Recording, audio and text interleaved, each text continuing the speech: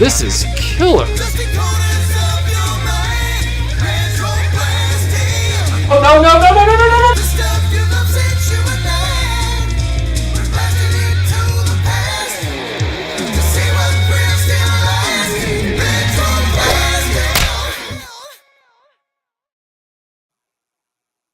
Hi, everybody. Hello. Welcome to the Saturday live stream. Hope you guys are safe, healthy, happy, well. Let me know if you can hear me. I have discovered that every microphone can pick up my voice except this one. And for Melinda, it's the opposite. No microphone except these can pick up her voice. I'm going to do my best to, do the whole Larry King thing this time and not talk left or right, which is a real pain in the butt. I don't know that I'll ever get that right. All right. So, yeah, but just let us know if the sound is okay. We're going to, I'm very loud. It says I'm very loud. Well, is that good or bad? Okay. You're just kind of a loud guy. I'm loud. Okay, loud. All right. If I stay about like this, I think we're good. I think the key to it is consistency. I love it how you say that and the microphone couldn't be farther away from your face. It teleports to the microphone. Uh-huh. Mm-hmm. Can you hear Aaron? Because he's a little more dulcet than me. Wow. Doobie, Wow. doobie, doo. Yeah. Well, anyway, guys, Melinda is here in the studio today. She is not on the stream itself. She's actually running the StreamYard because she's trying to familiarize herself with that, which is what she's prioritized for this since we started with StreamYard just last week. All right. So today, it's not so much about multimedia as it is about physical media, meaning swords. We're talking about anyone in fiction who was known for carrying a sword. And, we thought that would sort of... Can you identify the very wobbly plastic facsimile that is this sword? Is that Hansa steel? That is Hattori Hanzo chromed plastic. That is a plastic costume prop for Kill Bill, the bride's sword from Kill Bill. One of my favorite fictional sword carriers of all time was Melinda will be making appearances, Kuda. Melinda is going to pop in every now and then at certain points, but she's just not here. See? It's a Melinda. See, Melinda's right there. We're not lying. She's still here. Things move on their own. This is fun. All right, so Scott Knudsen, thank you. He says, here's to Sho Kasugi, who wasn't content to simply use a sword, so he designed his own. And we have it here in the studio. Nice. Good timing. Very good timing. You know you have to let Aaron hold that one. Oh, yeah. So just for funsies. So this is the functional replica. This is the functional replica of Sho Kasugi's Ninjato that he designed for... So smooth. Oh yeah, for his ninja films. It is so good. And just so you know, that one is sharpened. Yes, that is a sharpened sword. You got to do pose, stuff. Aaron. You got to do a pose. Just a pose. Okay. There you go. So he's the action figure at that point. Yeah. Here, sheathe that thing before I cut somebody's head off. Okay. I'm not worried about that. This sword is as it's supposed to be very short. Aaron gets dangerous when it's like a claymore and he almost hits the ceiling. Yeah, that one's over there. Notice I did not hit your ceiling. I don't know. He has a hard time with silverware sometimes. That's true. I've had a bit of a tussle with some silverware earlier today. Yes. KJ, thank you so much. Speaking of swords, Connor or Duncan MacLeod? Oh, Connor. Of course. Connor. I mean, Duncan was all right, but only for like 1 or 2 seasons. I'm kind of partial to the Kurgan myself. I always like, even though it's completely impractical, the modularity of that thing was fascinating. Oh yeah. I mean, it would shatter the moment you actually fought somebody with it. I'm always do his voice though. Right? I'm always gonna love Connor. I'm always gonna love that ratty trench coat and the tennis shoes and jeans. Yeah. And him sitting there just at a bar in dingy 80s New York. And that woman walks up to him and she's like, all of a sudden, just real low. It's like, there's no time for us. But I love that. There's no place for us. Copyright violation. No, if but I nailed it that well, I'd be very impressed. She, she overhears him and he's like, Madison Square Garden. What did you say? Madison Square Garden. Yeah, I love Connor McLeod. There can be only one, and I don't. How he just casually throws his sword up on a cement block when he Right. runs Like out like there. I can get the logic of people in geek conversations, saying, like back when the prequels came out and there were people saying, well, the original Star Wars films are the only real ones, right? So I get the people the prequel fans going, that's ridiculous because these are literally episode 1, 2, and 3. So you're just angry because these are the ones you didn't want, right? Which that was me. I wasn't the guy saying that they weren't Star Wars movies. I was just the guy saying I didn't like them. Well, Highlander, I feel like falls into a unique category. Because of the tagline, there can be only one. They shot themselves in the foot with anything they did after that. Well, the second one. I think you're hanging on to a technicality there. I don't think that's what they meant by there can be only one. I'm never That would be hanging on breaking to a the fourth technicality. rule. But it's funny. Wall. They had space guns. Oh, I'm going as loud as I can. If you need to boost me over on the board, the mic. because I moved it right into my face, right here. I'm fine. Good. Speaking Lots of of loud, different wicked person, places. thank you so much. He says, Michael, you're up so loud. You can talk off mic to Aaron and Tim all you like today. No need to Larry King. Aaron's a bit quiet. Okay, though. good. So I can talk right here. I don't have to be on it. All right, good. I didn't want to Debbie Harry the microphone. You think that microphone is bad? No. Oh, okay. So swords. So swords, yes. Well, look, each sword has a story. In this Yes. case, the story was Highlander. Are you saying there can be only one microphone? And it would be Michael's. Heather, please. All right. So if we don't have any immediate, we have a super chat. We sure do. Michael Hinkson says, good morning, RetroBlasting from a cold yet sunny, beautiful northern Nevada. This is a fun topic. Most of my favorite heroes carried some type of sword. Yeah. Yeah, we wanted to make this not just magic swords or anything like that. We want to just make this heroes or villains that had swords. And it's, I know that's a mythological trope that goes back centuries, even millennia, but the 80s really seemed to embrace. Well, as kids, you could actually kind of have a toy sword, like a certain stick, an old workout bench. You would steal that. You would steal that metal rod that they used to keep the sliding door closed. Things like that, and then you were like, "I have a sword." What about your favorite, the wrapping paper roll tube? Oh yeah, those were lightsabers, but you could just yank somebody with one of those. Have you seen the meme that's going around about that, where they photoshopped the wrapping paper tube into Aragorn's hand from Helm's Deep, where he's testing that one sword? Remember with the kid hands in the sword, and he's testing the sword, and it says, you at 5 years old, and he's like, this is a good sword. And then it says, and it's a wrapping paper tube, and then it's the same image, and it says, you at 45, and you're like, this is a good sword. I have seen that. You're not wrong. Can I touch it? Says, hi, everybody. Hi, everybody. Melinda has a message for us. Yes. Hi, everybody. Hi, everybody. We Bradshaw answered it. Studio says, I didn't know Snake Eyes had a sword. Oh, yeah. Oh, my. That's worth answering for sure. I must have missed that, Melinda. Okay, so Bradshaw, Snake Eyes did not have a sword in his original version as the commando. But then, which is kind of funny if you think about it, because it's like he didn't have a sword when he went commando.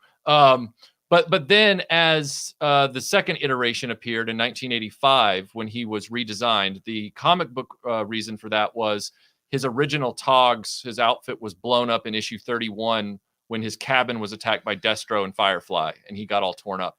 Well, he put on a new outfit, and with that outfit, he started carrying this very unique falchion style sword that I thought was just the coolest thing ever when I was a kid. And it was made into a museum replicas quality sword back in the aughts. For some reason, they did that, and they did Storm Shadow sword, which for Storm Shadow, they took artistic license because Storm Shadow swords were just katanas. Or Excalibur. Or Excalibur, if you're going by the cartoon. The letdown of the history of G.I. Joe into the present day is that version after version after version of Snake Eyes 2, which is the most famous one with the visor and everything, continues to come out, and they just come with katana blades. Even in the comics, the shows, everything, even in the movies, he just has a katana blade. And it's like, katanas are cool, but that's not what Snake Eyes' original sword was. In fact, every single action figure until Ninja Force for Snake Eyes had a different, unique sword that was not a katana. Just food for thought. Monkey Boy Cloth Cat, thank you so much. Billy's knife in Predator was practically a sword. True. Yeah. So was Rambo's and Even Rambo though 3. it obviously did him no good. Yeah, Rambo's and Rambo 3 was practically a sword. And 4 was just a shortened... It was like a machete. Yeah. Right. And then... It actually looks like a lawnmower blade that just got sharpened. which has its own charm. It does. It does. Run around the neighborhood with one of those and nobody's going to mess with you. Yeah, Rambo's like going against the Burmese army and he's like, I like taters. And then he's just like taking people out. Yeah, so the other big knife that I can think of from the 80s was John Matrix's in Commando. He had a intimidating combat knife. Saturday Morning Fan said, just an announcement here, Thundar is coming to Blu-ray. Yes, and we saw that on the Warner Archive news site, and we're just waiting, chomping at the bit for that link to get posted so that we can purchase it. Yeah. Yes.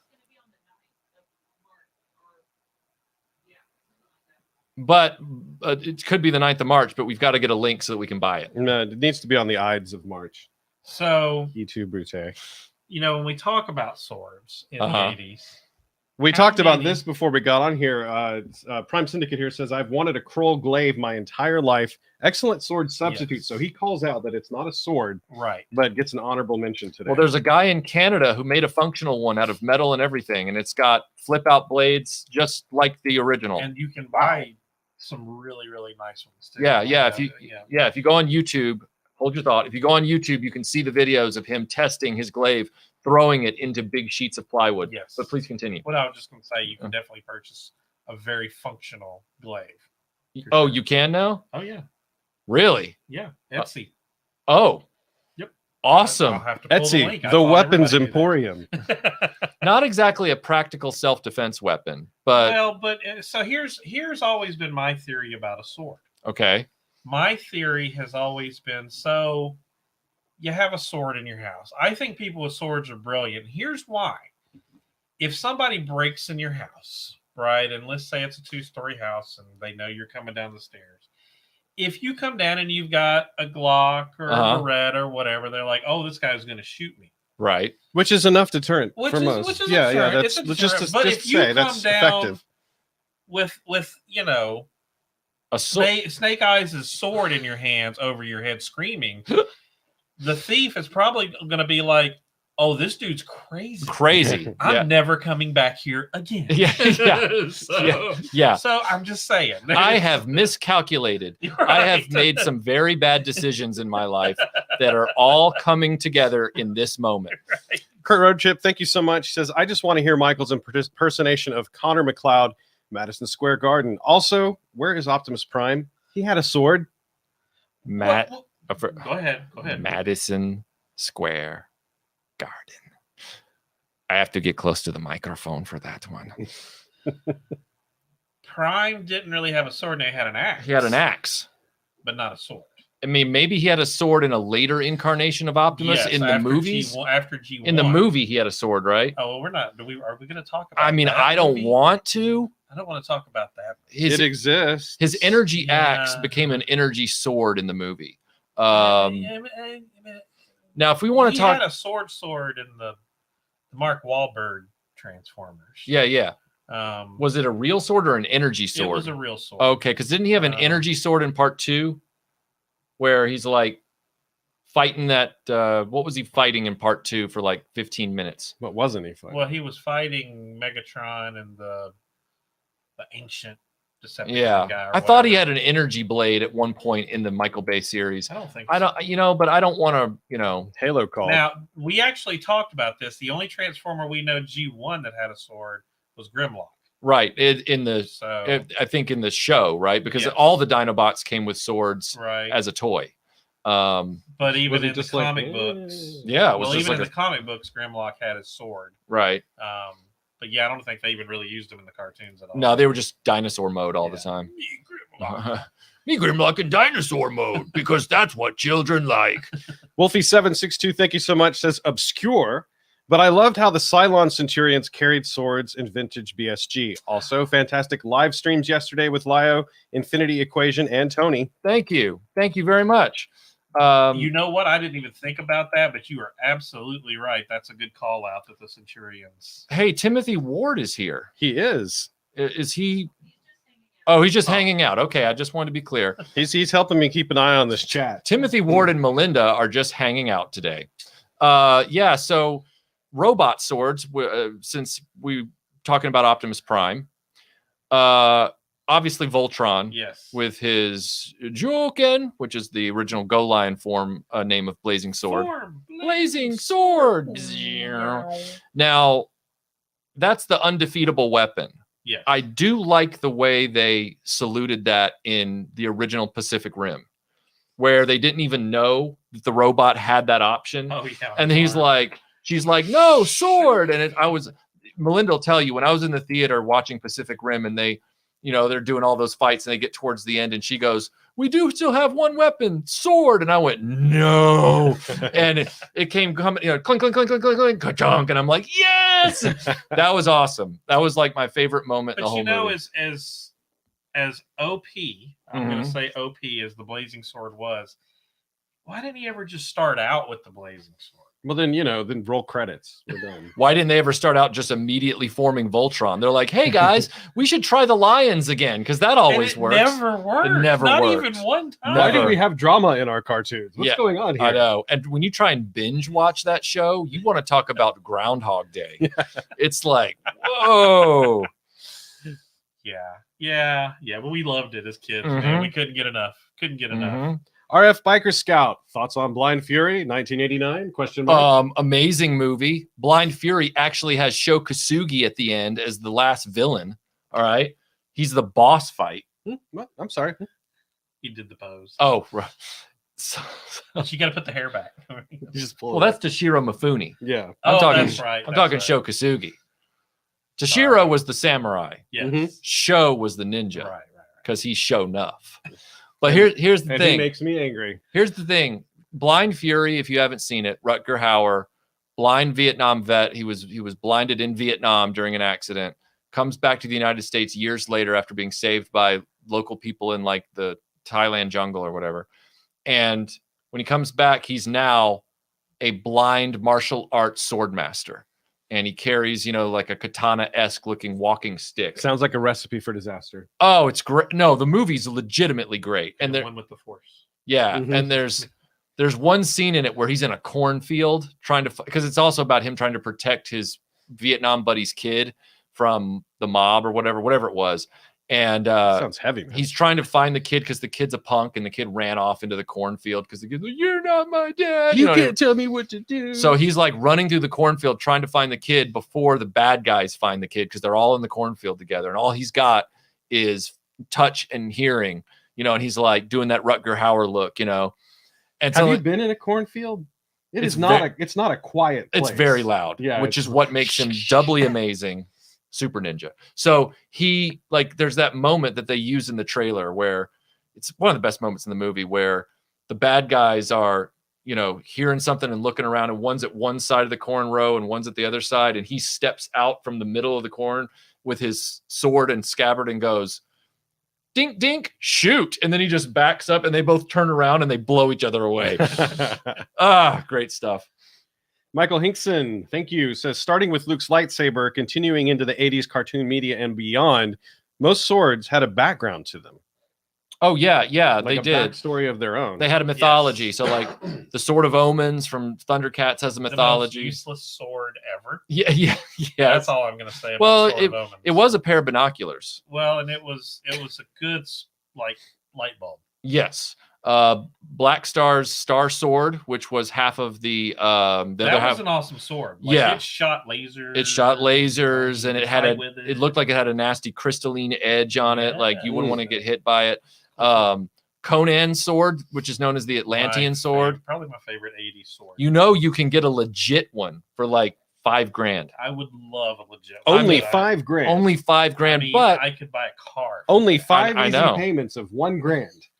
But why would you want a car?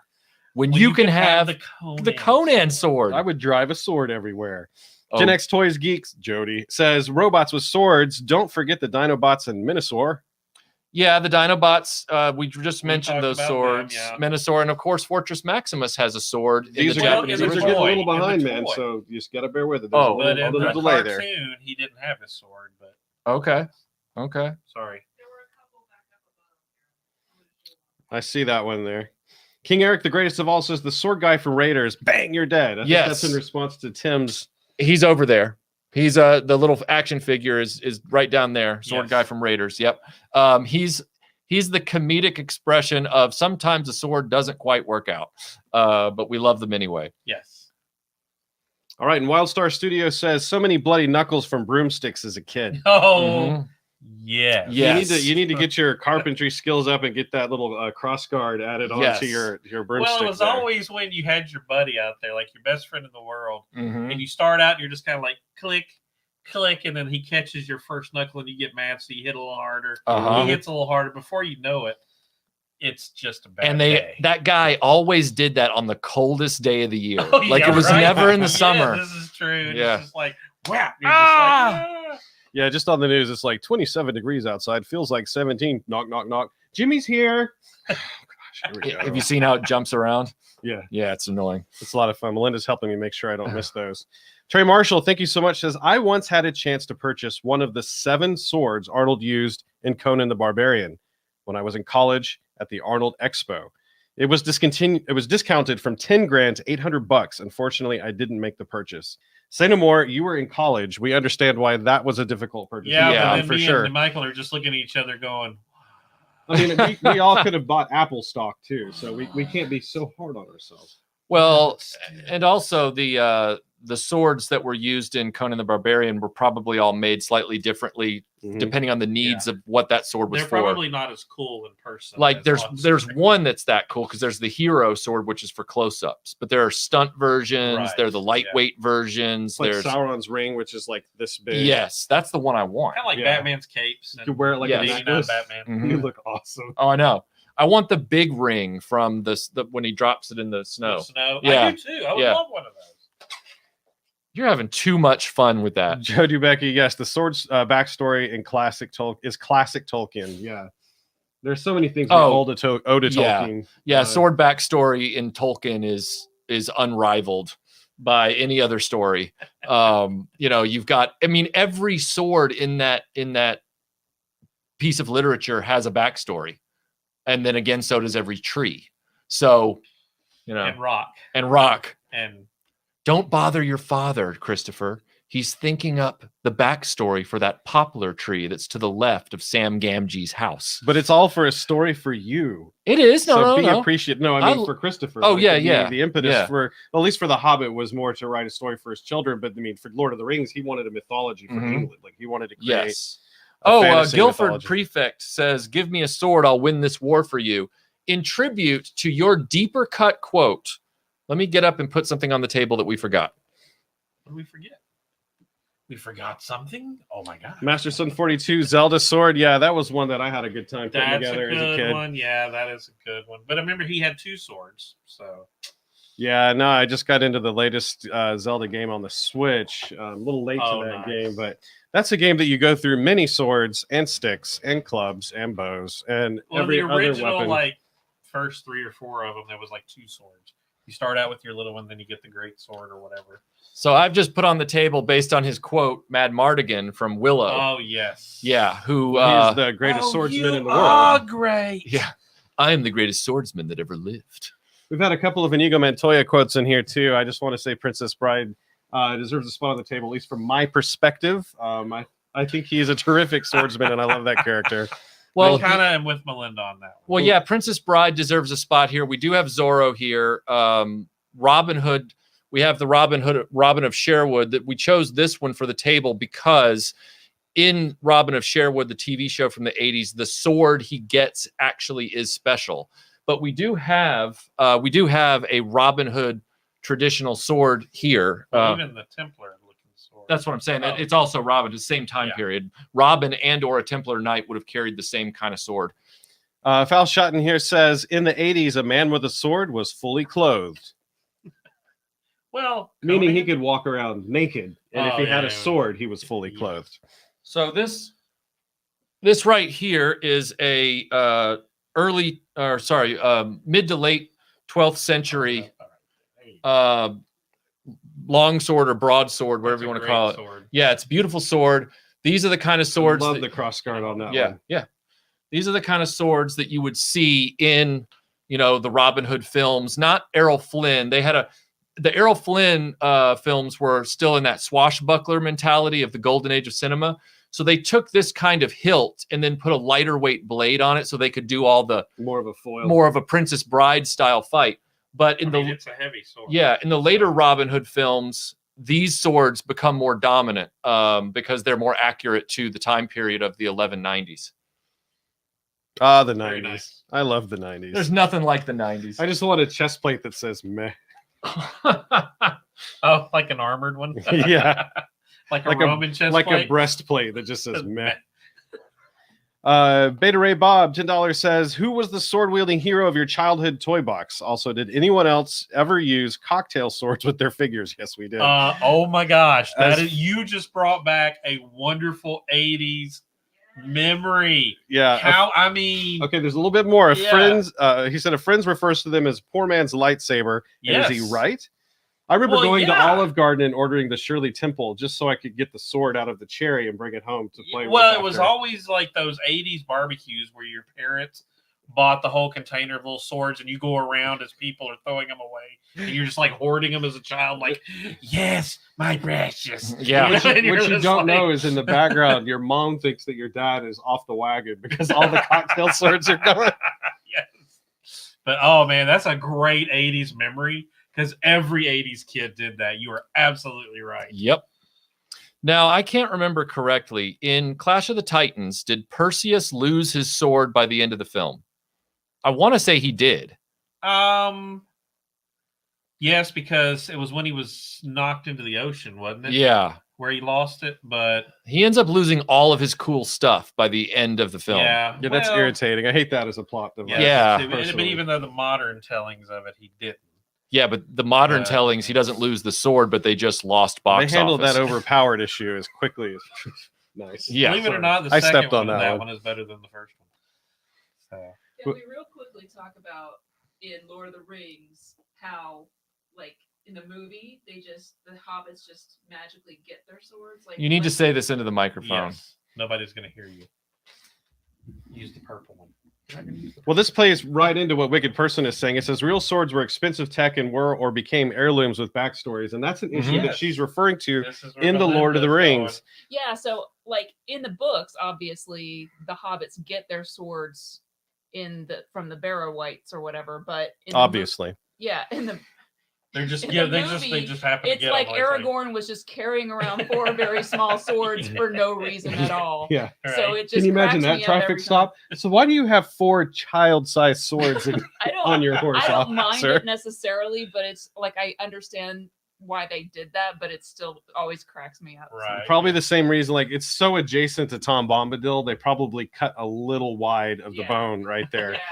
I would love to see the cops, say that to him though. Like where he's stopped like at the crossroad debris and he's like, why are you carrying 4 tiny swords? I understand you have a broken sword and a functional sword, but why? He wasn't carrying the broken. And then all Aragorn would do is look at him and go, indeed. And then he just sort of ride off into the sunset. So yeah, they wandered into a barrow, which is like an underground grave, right? And so it was full of treasure. And after they are rescued from that, there is leftover treasure, and they pick out items from that Aragorn's like, you're going to need these. Right. Now, Greg Klein says Captain Picard fenced. Does that count?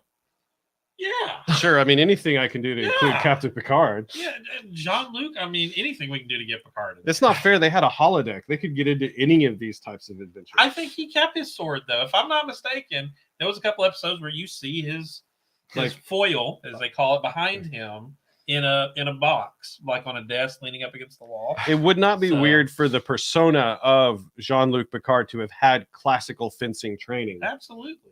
Coming up in the academy or before. In you're primary never school. fully in uniform unless you're wearing your sword. Well, and a bone for me. Yeah, he's got a fencing saber. Will Riker's got a trombone. Yeah. Let's now answer the question as to why Will never became a captain. All right, Well, he did. It just took to the movie. You know that was in the notes when they reviewed people at the end of every year. It was like, is Will ready for being a captain? And they're like, he's still prioritizing a trombone. They messed it all up. I know. Spock and Kirk. It was such a weird. A world made of cardboard. Just joined. I had toy by a toaster oven. I wanted a toy by a toy, but no. Am I reading that right? I think he's wanting to say I had to buy a toaster oven. I wanted to buy a toy. Oh, I had to buy a toaster oven. I wanted to buy a toy, but no. I had to be an adult and buy a toaster oven. P.S. Loved all the live streams this week. You were buried this week. I think somebody is dictating to their phone. You were busy this week. Yes, he was a busy man. Yeah, and you could all, and I say that too. I was buried this week under work. So. I speak smartphone. Yeah. I know how they autocorrect to ridiculousness. I just thought I was having a stroke. No, he was talking about toast, and I just got really confused. Well, could be worse. It could be. That it could. Awkward silence number 1. Oh, well, sorry. I knew there was another super chat coming. There certainly is, and it came and went because we both clicked at this. Okay, Melinda, you go. There we go. Wesco White says, what about the sword from The Sword and the Sorcerer that launched 3 blades? Oh, yeah. That movie. Do you remember that movie? The Sword and the Sorcerer? It was one. Yes. And this rings a bell, but I can't put a picture of it in my head. Yeah, there was this sword that launched its blades. It was like it had these different blades on it. And it would launch them. It was very Nerf. It was and it was the bad guy's sword, wasn't it? I cannot remember. Was it the bad guy? I think I do. It's starting to. Pictures coming back. It was one of those movies that was out at the same time as that terrible Wizards of the Lost World and all that stuff. Like they were just really. Wizards of the Lost World is a bad movie. Sword and Sorcerer, not so much, but it was the 80s. We cannot use it was the 80s as an excuse to give everything a pass. But usually bad movies in the 80s are still beautiful movies. All right, guys, we got to do some catching up. So let's get started. Melinda, I think I probably missed 1 or 2 there. If you find them, let me know. Jay Reed, which came and went again, says Star Chaser, The Legend of Orin. Yeah, Star Chaser, The Legend of Orin is a great I have that too. Animated movie. It really borrowed a lot from Star Wars because it was coming out after the Star Wars and a long movie. And time. Wolfie762 says, let us not forget the sword cast from the fiery hell of Mount Christak by a single lock of hair by Cathlis the Unforgettable, the first Batleth. Kalis, thank you. Yes, the Batleth. There's more than one mention coming up here for that particular. Yeah, because he did. The legend was Kalis went down to the river of lava, used a lock of his hair, and twisted it into the first Batleth. That is an amazing. I would believe that Klingon hair would be capable of forging such a mighty weapon. There's an episode of DS9 where they find Kalis's Batleth. Very good episode. Leo Convoy Review says the 12th century sword you have is called an arming sword, often paired with a buckler, per the 1.33 fencing manual. Nice, good trivia. I was not aware that it was called an arming sword. Yeah, me either. Specifically because I trusted Museum Replica's description of it because they always tout that they're really good with accuracy. Clearly, when they said battle sword, I was like, oh. Hey, you want a battle sword? So, did we ever figure out what was so special about Lioness sword? Yeah, it's the Sword of Omens. It's the center of all Thundercat society. It's got the Eye of Thundera in it. But what does it do? It calls them all to him, and it has other powers as well. It's like the One Ring, but it's a sword. At one point, I think he actually flew with it. He flew with it. It does whatever they need to do for the plot. But I don't think it did anything. Yeah. Yes. Charles Phillips, thank you. Says one of my favorite 80s sword fights that doesn't get enough love is the duel in Secret of Nim.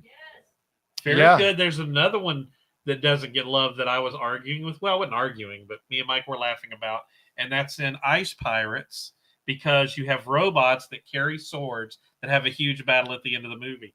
Another epic sword fight with a sci-fi theme. Wonderful movie. I love that movie. Ice Pirates. Tim is a big fan of swords and lasers, Yes. like in combination. I mean, with if we're each other. talking sword battles, then I'm going to go with, Princess Bride and Adventures of Robin Hood and Mark of Zorro, and specifically Mark of Zorro with Tyrone Power, because in that, Basil Rathbone and Tyrone Power were such ardent sword fighters, they were actually cutting each other during the sword fight. I would actually say Robin Hood, Prince of Thieves in the 90s was a good sword fight, because they were just swinging at each other. Well, yeah. Everything I do. Look, I'm not saying that's a bad one, but I'm saying that I am not one of you. I do it for Fox Twin. Thank you so much. Says, how about the Green Destiny? Any fans of Crouching Tiger, Hidden Dragon? That was a really cool sword. That was one of those movies that kind of, I was like, I can't wait to watch this. Huh? Okay. Yeah, that's pretty. Wait, what's going on here? Yeah. The thing is that I actually thought the sword, the double-handed sword that Michelle Yeoh used to try and stop her from having the Green Destiny was a cooler blade. The Green Destiny just seemed rather diminutive in comparison to some of the other weapons. And I think that was kind of the point. Yeah. The skill of the wielder of that sword was almost everything when it comes to that sword, even to the point where you see him using just the hilt to fight sometimes, because it would have been too powerful for him to just use the blade in those moments. And it was kind of neat to see all that. That is a movie that I go back to every couple of years. Right. But it is an experience. Like, you just sink into that movie and watch it and listen to Yo-Yo Ma. A great sword is the one Wesley Snipes used in Blade. Oh yeah, that was a really cool sword. I do like that with the blades. He's like, no. It's like shoot. Yep. It's literally got like a, what do they call that? In License to Kill, where nobody can use the sniper rifle, but the handprint ID or whatever. All right, Gen X Toys Geek says, worst sword design in fiction. I say Kylo Ren's. Fight me. Don't think you'll have a lot of fights today. I don't. Okay. And Aaron, you can, and too bad one of our friends is not here, because they will say this. When they announced, and I think I even said it to you, when they announced that they were doing 3 more Star Wars movies, the first thing that came out of my mouth, don't mess with the lightsabers. That is true. Remember that's true. I remember you saying don't mess with the lightsabers. Right after that is where we eat lunch. Yes. Yep. I was like, I can deal with a lot, just don't mess with the lights. And then they changed them, and I'm like, okay, I'm done. Yeah. In the first teaser trailer, you had to deal with that. Connor Fuller says, I never knew as a kid that He-Man and Skeletor's swords combined. My mind was blown when I discovered it recently. If you didn't pick up on He-Man with the mini comics prior to the cartoon, a lot of people missed out on that part of the mythology. It was a mini comics thing that they worked into the original 82 line of toys with the Castle Grayskull lock and everything like that for the Jawbridge. Going back to that one question about poorly designed swords, as cool as it is, I've never understood how Thundar is able to grab that on his wrist without the blade coming immediately right back into his body. Like, how does it know to turn on after he holds it away from him? Yeah, depending on the speed. Right, yeah. Had to be tied to his little wrist thing, maybe. Right. Acting. Demon dogs. I've killed myself. This is it. Joseph Stearns, thank you so much. Some love for Talon's 3-bladed ballistic sword from Sword and the Sorcerer. Special mention for Elric's Stormbringer. Good choice. That is a good one. Yeah, I forgot about that one. We were talking about also, the movie Excalibur. Yes. It's the name of the sword, right? Which eventually is owned by Storm Shadow. I'm gonna keep and featured in the credits of the end of every G.I. Joe. Ship it until it sinks. Yep. Storm Shadow and Excalibur, a love made in the stars. There you go, Tim. This is the other one I was referring to. That is the distance between those two super chats. Brian Dillingham says, "Don't forget Worf's Batleth." Yeah. Yep. Totally, I agree. The Batleth is a cool weapon. But is it more of a alien polearm, or is it a sword? It's actually, they considered them swords. Okay. They considered them swords. Okay. Yeah, it is hard to classify unless you just take it at rote, like what they say on the show.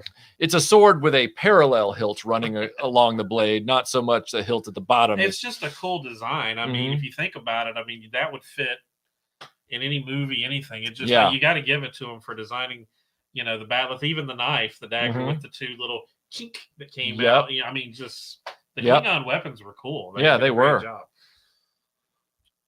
Sorry, I'm trying to catch back up to where we left off. It did the jump thing. It did the jump thing, yeah.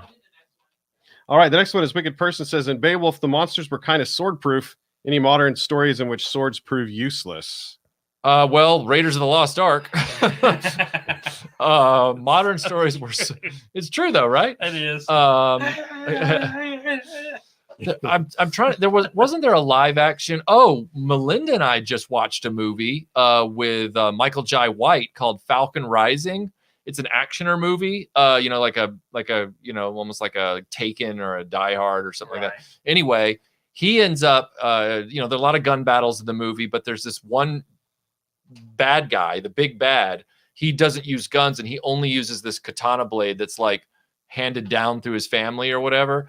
He doesn't really end up winning. You know, he kind of gets everything handed to him. I forgot about a great 80s movie that was all around the sword. Well, before we get there, Gen X Toys Geek says, besides Star Wars and Ulysses 31, any more shows that used a laser sword, lightsaber style weapon? Well, there was Star Chaser, Legend of Orin. There was it's called a laser sword. Thundar with the Sun Sword. Those are the only two that I'm thinking of offhand, but I know they're well, David Hasselhoff in Star Crash used a lightsaber style weapon. Spaceballs, that's right. The Schwartz. Yeah. So there's an 80s movie I forgot. It was all about the sword. Patrick Swayze, Steel Dawn. Oh, yeah. Remember, that was kind of a cool sword. It's hard for me to picture Patrick Swayze. Believe it or not, that's not a bad movie. It's actually kind of a good movie. Yeah, I haven't seen it. Granted, I haven't seen it in a while, so it may not age well. But that sword is really cool because it was a long, straight blade that came to a tip that had these little patterns cut out. It was just a cool sword. Yeah. And, you know, and they were all about the way of the sword. Right. Speaking of something I haven't seen in a while, Michael Hinkson, thank you. Remember Picard was Robin Hood in one of Q's fantasies. And fought Guy of Gisborne in the greatest sword fight of Star Trek history. It's true. So true. You're absolutely right. Yeah, you don't remember that? I remember it, but I don't know if it's one of the greatest sword fights in history. He said Star Trek. Oh, okay. In Star Trek Tony's history. here. Tony's here. Where is Tony? Tony. Good morning. Good morning. Tony! How are you? I'm very well. How are you? I'll tell you good evening is what I'm going to say. Tony from Analog Toys is here. Are you like still, you know, sort of wiping the sleep out of your eyes, or how you feeling? Well, look, he said his table. No, I'm good. I'm on my second cup of tea. I'm good to go. Okay, very nice. He's excellent. He's directly competing with us with his table. All right. Well, let's see. Thank you, World Made of Cardboard says, yes, I hate autocorrect. I was toaster at busy this week. He actually said I was busy. Okay. I just autocorrected myself. That's no problem. I assume we have more super chats real quick. Oh my gosh. Do we not have more super chats? Michael, I'm so glad that you asked. Ashraf Murad says, can you each list your top 3 sword holding characters? Doesn't have to be in order. I'll just go with one for the length of brevity. I'm really a big fan of The Bride and Kill Bill, which doesn't really fit the MO of the table, but that one is the one that stood out to me today. All right. Tony, do you have a top 3 sword wielding characters? So Nick Parker from Blind Fury. This is the next one's not a fictional character, but Stanley Hollis. Okay. D-Day Victoria Cross winner, stormed the beach at D-Day with a broadsword. So there was a second one then, because Jack Churchill did that too, didn't he? Stanley Hollis might not have won the VC. Actually, I don't remember. But he certainly stormed the D-Day beach with a broadsword. I just still no slouch. Yeah, I just meant that Jack Churchill had a sword, is what I'm saying. Like he carried a sword in World War II as well. Yeah. Now I want a list of all officers who carried and enlisted who carried swords. Anyway, sorry. Please continue. And it's just I'm going to just have to go with Snake Eyes. Okay. Sir. Zorro. I love Zorro. All of the Zorro movies from the 80s were early 80s, late 70s. They were wonderful. Conan. Yeah. I mean, come on. Okay. And then just because of the transformation, He-Man. Okay. I love that transformation. So that's my 3. Okay. My 3 are going to be I have to say Luke Skywalker from Empire Strikes Back. And then Who? And And then another word for Bespin Luke. Yeah, that's what. Oh, thanks. There you It's go. all clear. Thank you got you. it. That's on there. You go. All clear. And then my next pick would be, oh God, I just went blank. Luke Skywalker from Empire Strikes Back. Why did my mind just go blank? Well, Curtis Schultz says Hawk the Slayer. Hawk the Slayer is definitely up there. Yeah. Luke Skywalker from Empire Strikes Back. Sho Kosugi from any of his ninja films. I loved Balian in Kingdom of Heaven. And then yes. I think you've got 3. Oh, and Aragorn. I'm just naming them off now. Aragorn from Lord of the Rings. I thought he was awesome. He's one of my favorite sword wielders. Killamogwai says, "You guys are the best." Now, can we have Skeletor say how his sword is better than He-Man's sword? First of all, it's purple, which is a royal color, which means it's better. Even though he never used it in the cartoon. He doesn't have to. Yes, Tony. Hey, Tony, we've got a question from the audience asking, what's on your table? So I was checking out yours. I was watching the stream from the start. I was just trying to figure out what I had on here that you guys didn't. So General Warhawk is one. He's got that spring-loaded sword from the Rambo line. I've got a very rare French-only Action Man Zorro figure. I think it was French only, or certainly European. It wasn't available in the UK. Cool. I've got an Action Man 7th Cavalry and Ninjor. Oh, Ninjor. Nice. I totally forgot about Ninjor. Good call out.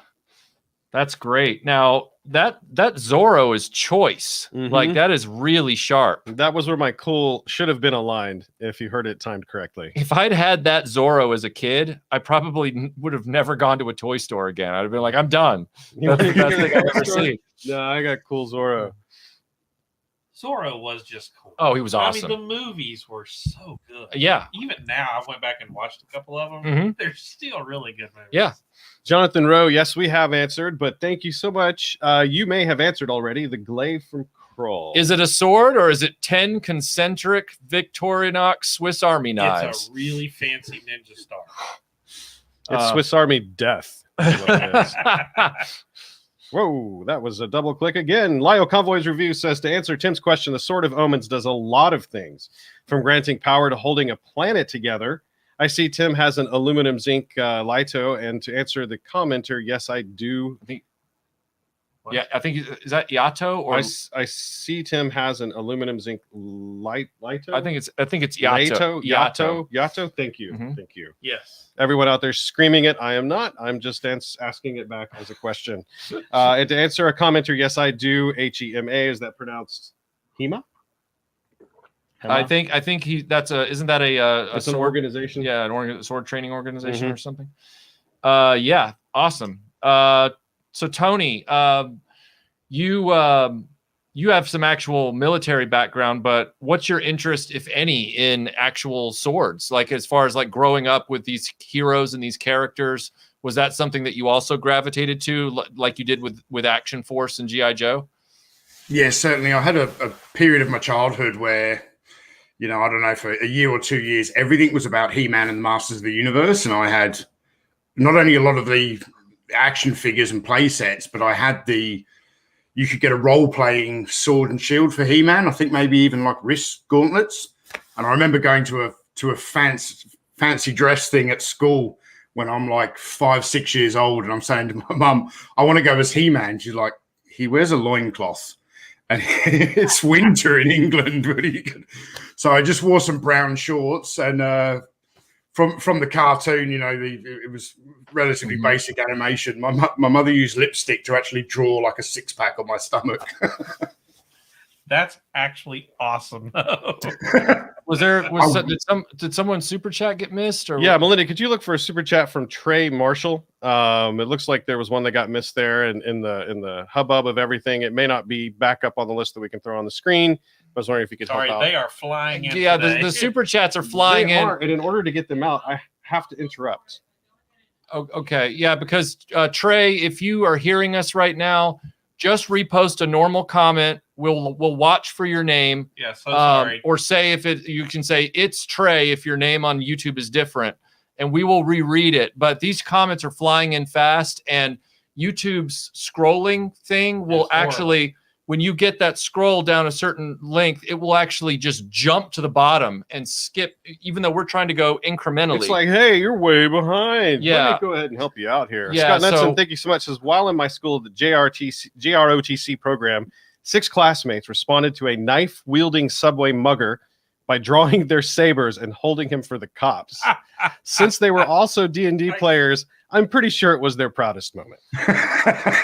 Wow. That's brilliant. My son was in the military, and he was also in junior ROTC, and he had the Marine sword, and I'll never forget when I took him to the ROTC basic training or whatever, and he got out of my truck, he dropped the sword. Uh-huh. And I just was like, oh no. And yeah, I could still hear the screaming as I was pulling out of the parking lot on that one. Prime Syndicate, thank you for reminding me of this excellent character. Hero protagonist in Snow Crash, epic. What now? Fill me in. Snow Crash is an amazing novel by Neil Stephenson. It's kind of in the cyberpunk genre, and you have a character named Hero Protagonist who is half Japanese, half American. His father was stationed overseas, and he ended up inheriting a set of katanas from his father. And then in the virtual world that he inhabits, he is also known as the best swords fighter in the entire thing, and he's got a lot of reasons for that. The book is worth reading. If you have a chance and you like the cyberpunk genre, go for it. But I'm sorry I didn't mention that one, Prime Syndicate. Good call. Tony, I see that you're wearing a Flash Gordon t-shirt. What's like I love his sword in that. Is that one of the ones that captured your imagination when you were a kid? Not exactly. This is just the only T-shirt I could find with a sword on it. I love the Flash Gordon movie. I still do. But I don't really, he only picks the sword up like right near the end of the movie. Right. But it's become like the iconic poster art. Like they glommed onto that image. Yeah. Yeah. So really for me in the 80s, it was all about ninja swords. So I'm a huge Sho Kazugi fan like yourself. Yep. Also Michael Dudikoff. Yep. I love Blind Fury, all of those kind of movies. Yes. Dudikoff was great in the first few American Ninja films. I have those on Blu-ray. The first. Yeah, that's what I was trying to be kind, but yeah, that's you got to catch up on those. Okay. Another sort of missed opportunity in my childhood was watching some of those. I think because they were just so gory in some cases, by today's standards, you'd be like, oh, it's catch up. Yeah. But, minus 90s sword fight, Kevin Costner's Bodyguard versus Silk Scarf. Yeah, dropping it on the razor sharp blade. That's funny. Are we all kind of? Oh, no, Jonathan Rowe jumped. jumps in. It did the jump. So I probably skipped several, and it just got me to the bottom. So Jonathan Rowe, go back up. Thank you. I like Thundercats, but Sword of Omens is just a sharp laser pointer. Get ready for Lio Convoy to rebut. Okay, let me move back up and see if I can find where we left off here. Yeah, we have super chats flying in, so just be patient with us, guys, because the interface is not great. Oh man, so I'm scrolling. Did I miss something about the Sword of Omens? I've gone up as far as I can. This is the most recent one I've got. If anyone was missed, holy cow, I'm sorry. D Crouch says, when I was little, my dad would bring home unused aluminum rivets that I would use as swords for my action figures. I had an end that looked like a lightsaber hilt. Yeah, I've seen people use those. Yeah, I wish I'd had those as a kid to replace my missing sabers. Every now and then I get my hands on one, but it was rare. Victorian sword, it's in the name, guys. I just joined a few minutes ago. Have you discussed the Highlander or Highlander? I put the D in there myself, artistic license. The first film and the TV series from the 90s contributed to my love of swords. Well, we did talk about a Victorian sword, but Tony wasn't here when we did. So, Tony, do you prefer Connor McLeod or Duncan McLeod? That was asked of us earlier. Oh, Connor McLeod, I think. Connor McLeod, yes. Yeah, you're with us. That's right. The same way. Trench coats and tennis shoes. There you go. Yes. And a way cooler sword. That's right. Well, if you got to fight, I know. Tennis shoes are just kind of lose the trench coat, though. I don't think that's going to help you very much. Master Son 42 says, remember the Barbarian brothers? They were twins, yoked up like Arnold S. Sadly, I think we lost one of them recently. Oh, yeah. Their movie, The Barbarians, just came out on Blu-ray. I believe Kino Lorber did it. Tom Cruise, The Last Samurai. When I first saw that movie, I was ready to make fun of Tom Cruise for that role. And by the end of it, I think I had a tear in my eye. That was one of those movies that surprised me with how good it was, in spite of some issues that it definitely has. It was definitely better than I thought it would be. It was better than it deserved to be. Yeah. And the music is something I still listen to this day. But yeah, the score being good, but I'd still rather watch a Toshiro Mifune movie. Here we go. I think this was missed. Captain Glam says, any love for Legend of the Seven Golden Vampires? Hammer horror meets the martial arts genre, swordplay, zombies, Peter Cushing, and lots of other cool stuff. I don't think I've ever seen that. I've never seen Captain or Legend of the Seven Golden Vampires. Tony, does that sound familiar to you? No, but anything with Peter Cushing is good with me. Oh yeah, for sure. Yeah, absolutely. But I'm like embarrassed that I don't know what that is. I'm like, well, it sounds awesome. There's so many different, movie runs like based on studios like Ealing Studios, Hammer Horror or Hammer Films. What's the other? Rank, RKO. You could spend your whole life just trying to specialize in one. Wicked Person says, as cool as Batman is, isn't he kind of an imitation Zorro with no sword? I'm going to let Tony take this one. Tony, what do you think? Oh, shame. Oh, you put me on the spot now. Look, there's a reason I have a Zorro on the table and not Batman, because yeah, I'm going to deflect the question and bring up something related. Okay, good. Have move. you seen the? There's been a recent announcement of a 1-to-1 scale Batman Batarang from the 1989 Batman movie. Oh, it looks awesome, but it's made by NECA. Oh, well, then it's going to shatter on shipment. But it's also going to look good. Yeah, it'll look good with a big crack down the middle. Oh, sorry, Melinda. Could you throw that one back up there? I didn't mean to override you. Glenn M. Garcia. It was just an opinion question. Dungeons and Dragons artwork showed lots of swords, but none of the main characters in the 1980s animated series carried one. Any opinion on why that was done? That was probably due to that whole childhood safety thing. The parents groups, He-Man could never use his sword as a combat weapon to cross swords with any other. He couldn't cross his sword with any other sword. Which I think he did like once or twice. Yeah, but even in the show, it was more of used as a club. Yeah, or like to deflect laser bolts or something like that. Whack somebody with the other end of it. A world made of cardboard. Thank you. Says, forget swords. Bill Millen stormed the beaches of Normandy with bagpipes. I had an armyman figure of him. So Bill Millen, Jack Churchill. I would love to know how many guys in World War II carried a sword on the Allied side. I would love to know. Tony, do you have any idea about the Jack Churchill story? Have you heard of him? He's like the only guy in World War II to kill a German with a bow and arrow. While he's thinking about an answer to that, Lego Convoy Review says, ladies and gentlemen, I think we need to address the best sword from our childhoods, that really cool stick we found that we used until it broke. That's the one we were talking about where your friend always managed to hit you in the fingers on the coldest day of the year. Tony, did you play with, did you improvise sword weapons as a kid? I did. And excuse me, I broke my finger before I broke the sword once. Really? Oh my goodness. Yeah, literally. Thank you for replaying that excellent comment, Melinda. Sorry, Tony, continue. Yeah, just me and my friend in the in the woods down the back of the house picked our favorite tree branch to become a sword, and I copped one right on the index finger and broke my finger. The sword was solid though. This is a good sword. It was a hickory sword.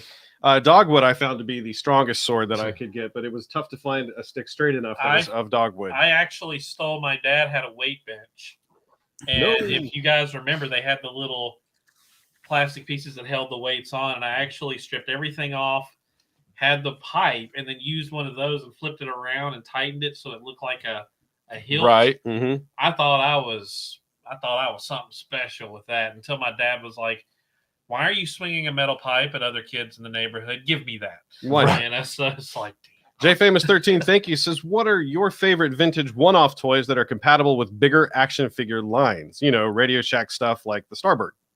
Oh, vintage one-off toys. that's a good question. Tony, I know I've answered this question before with the MCB1 Bigfoot, which is over there.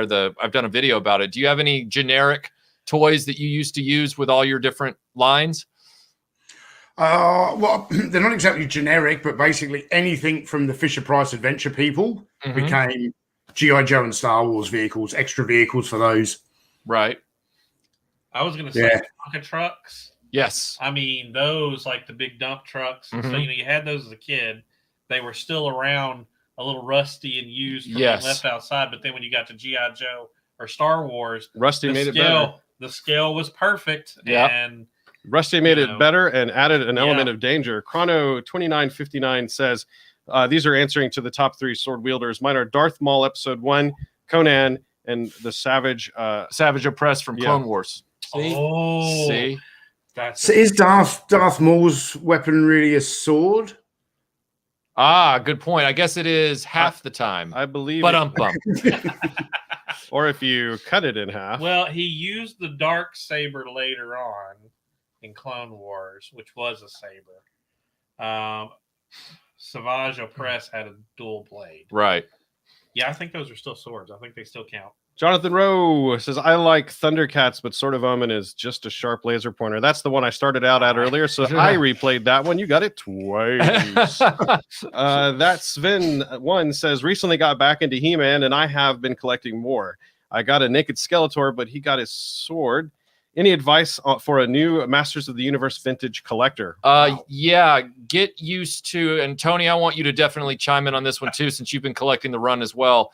Get used to figures that aren't very well future-proofed. There's a reason Michael's a little sore about that, because as we were getting ready for this show, would you like to tell them what happened to He-Man? Yeah, one of the He-Mans that I have on display, an actual He-Man, his fuzzy britches, literally a chunk cracked off of them as I was trying to get him to stand up.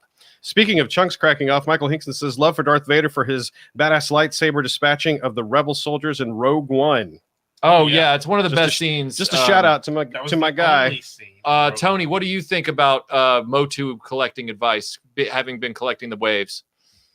So you really need to get used to frustration, because there's nothing quite like replacing the rubber band connectors in that. Yeah. That is, you'll need a stiff drink after you repair 2 or 3 of those figures in an afternoon. Nothing like a good stiff drink when you're 8. I could only do it. I only did it successfully once, and then the next one I tried, I couldn't get it. I couldn't get it to work. Lyle Convoy Review says one of the improvised swords we used were galvanized conduits. Oh, love me a good conduit. Oh, I have a scar to prove that wasn't very smart. So, speaking of scars and needing a stiff drink, Graham Clue says you need to occasionally cut to Melinda on a separate cam, like Moltar and Space Ghost. Melinda, Melinda, blink twice if you're in danger. Melinda is usually right here at the table. She's just trying to run this frantic super chat with Aaron right now and Timothy Ward. Timothy Ward, Aaron, and Melinda are all trying to handle the amount of chats coming in. We're on top of it. Oh my gosh, are you two going to hate us for interrupting you constantly? But JFamous13 says, Michael, you made me an adult collector. You collect adults. Cool. Found the OG 13 Joe video. It rekindled that flame. 6 years and 1,000. I was making sure that wasn't $10,000 later. It's just 1,000, folks. I'm now in deep and share Joe with my son. That's awesome, Jay. That is awesome. I'm so glad that you guys have connected over that. Tony, I don't know if you've ever mentioned this before, but your family, what do they think of your toy collection? Like, and what you do? Are you talking about the wife and son, or the parents and brothers and sisters? Oh, I was talking about your immediate family. Yeah. So I was a collector when I met my wife, but most of my collection was at my parents' house. Like, I was living in Thailand, and I had a very small selection of Action Man in the living room. But she didn't really. She knew about it. She didn't understand the breadth of it until we kind of moved to Australia, and then we moved in, and she's like, "What is in all these boxes?" And if there was 40 boxes there, 39 of them were full of vintage toys. Nice. I don't know. I answered it that way because I was worried you'd be like, "What family?" I'm glad you answered it that way. I know that would have been a really awkward moment. Wicked Person says, "Do we think movie and video game swords and guns have reached peak hugeness yet?" No. Swords, to my mind, they're a mythological trope at this point in the human storytelling. I don't think we're going to see them go away anytime soon. In fact, swords really have substituted for guns in a lot of periods of children's fiction because guns go in and out of vogue for a lot of children's entertainment. Well, and they can always be something more, right? Yes. Swords can always be more than they are. Orkney Faction says the Skeksis swords were kind of awesome. Yeah, the swords from Dark Crystal. Oh, that's a good one. I didn't even go there. Yeah, for sure. I never got past how creepy those. Have we reached the end of the internet? Yeah, you are not new. Okay. But gentlemen, Gamer X had a good comment earlier on. He said when you used the long cardboard tube as a sword when you were a kid, when it eventually broke in the middle, it became nunchucks. Mm-hmm. Yes, that's right. With that little swirl of cardboard going between. That's it, Aaron. That's it. I was allowed to beat my sister with. Wow, that was fun. That was a little bit of an overshare. A little bit of an overshare. But it wouldn't hurt her, hit her over the head. As Cute Fluff says, I'm a lady vintage toy collector and would have loved seeing you had a collection. I got a partner who had to also get used to it. So yeah. It Melinda, when she and I met, I had all the toys down in a like a home office that was sort of like off the garage. I was living in a townhouse, and I had this policy where I was like, nothing in the actual living area of the house can be from Toys R Us. Like that was just my policy. So Melinda got this really false impression, and then one day I was down on my computer and she came downstairs. He said, "Follow me to the basement." You were like, "Oh, cool." I think I love that. Oh, yeah, this is cool. This is going great, folks. This is going great. Wicked Person says, meant to say, could they possibly make video games and movie swords and guns any physically larger? Lyle Convoy also called out. That's probably how I should have interpreted it. The Final Fantasy VII stuff. Yeah. Well, with the advent of virtual reality and 3D filming, we could probably find a way to make it even larger. Tony, there was a topic brought up at the beginning of the stream about Snake Eyes and his sword, and I was mentioning that it's a little bit of a disappointment that his very unique sword from his second version sort of has gotten eaten away by modern media, where Snake Eyes is now always just carrying a katana sword. Do you have any feelings on that, for having gone back? You're part of the 80s generation, or do you like the fact that he's carrying a more realistic sword these days? No, absolutely not. The one that you have on the table there is the sword that Snake Eyes should carry. You heard it. You heard it from two people today, everyone. You heard it from two people. Two people today at the home office. Snake Eyes should carry his V2 sword and not just another. And it shouldn't be all floppy like that one Tim keeps playing with. He really loves. This is Melinda's. That. This was a sword that came with a costume for Kill Bill.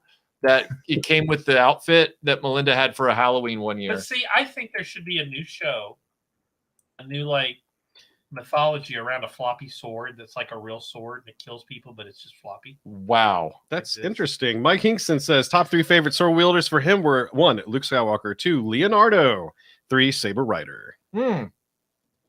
And Connor Fuller says, "G'day, Tony. Can we get the quote? That's not the knife. This is a knife." In your Oz accent. This is one you must have practiced. I'd like to point out that you are allowed to refuse. Tony, I'd like to point out that this is coming from someone paying in euros, not American dollars. So you cannot. Okay, we're absolved. Look, I don't do a lot of impressions like Michael, but that's not a knife. This is a knife. I think you did great. It's the one accent I can do. Gen X Toys Geek Jody says, is it a coincidence that in both Masters of the Universe and Black Star, the swords are 2 halves of a whole, or is one copying the idea of the other? Well, Black Star came out in 1981. He-Man comes out in 1982 as a toy line. I think what happened was when Filmation was given the rights to do the animated version of He-Man in 83, they recognized they'd already done that trope in their Black Star show, and so they quietly wrote that out of the story for the animated version so that they didn't repeat themselves. But it might be a coincidence. It's hard to say.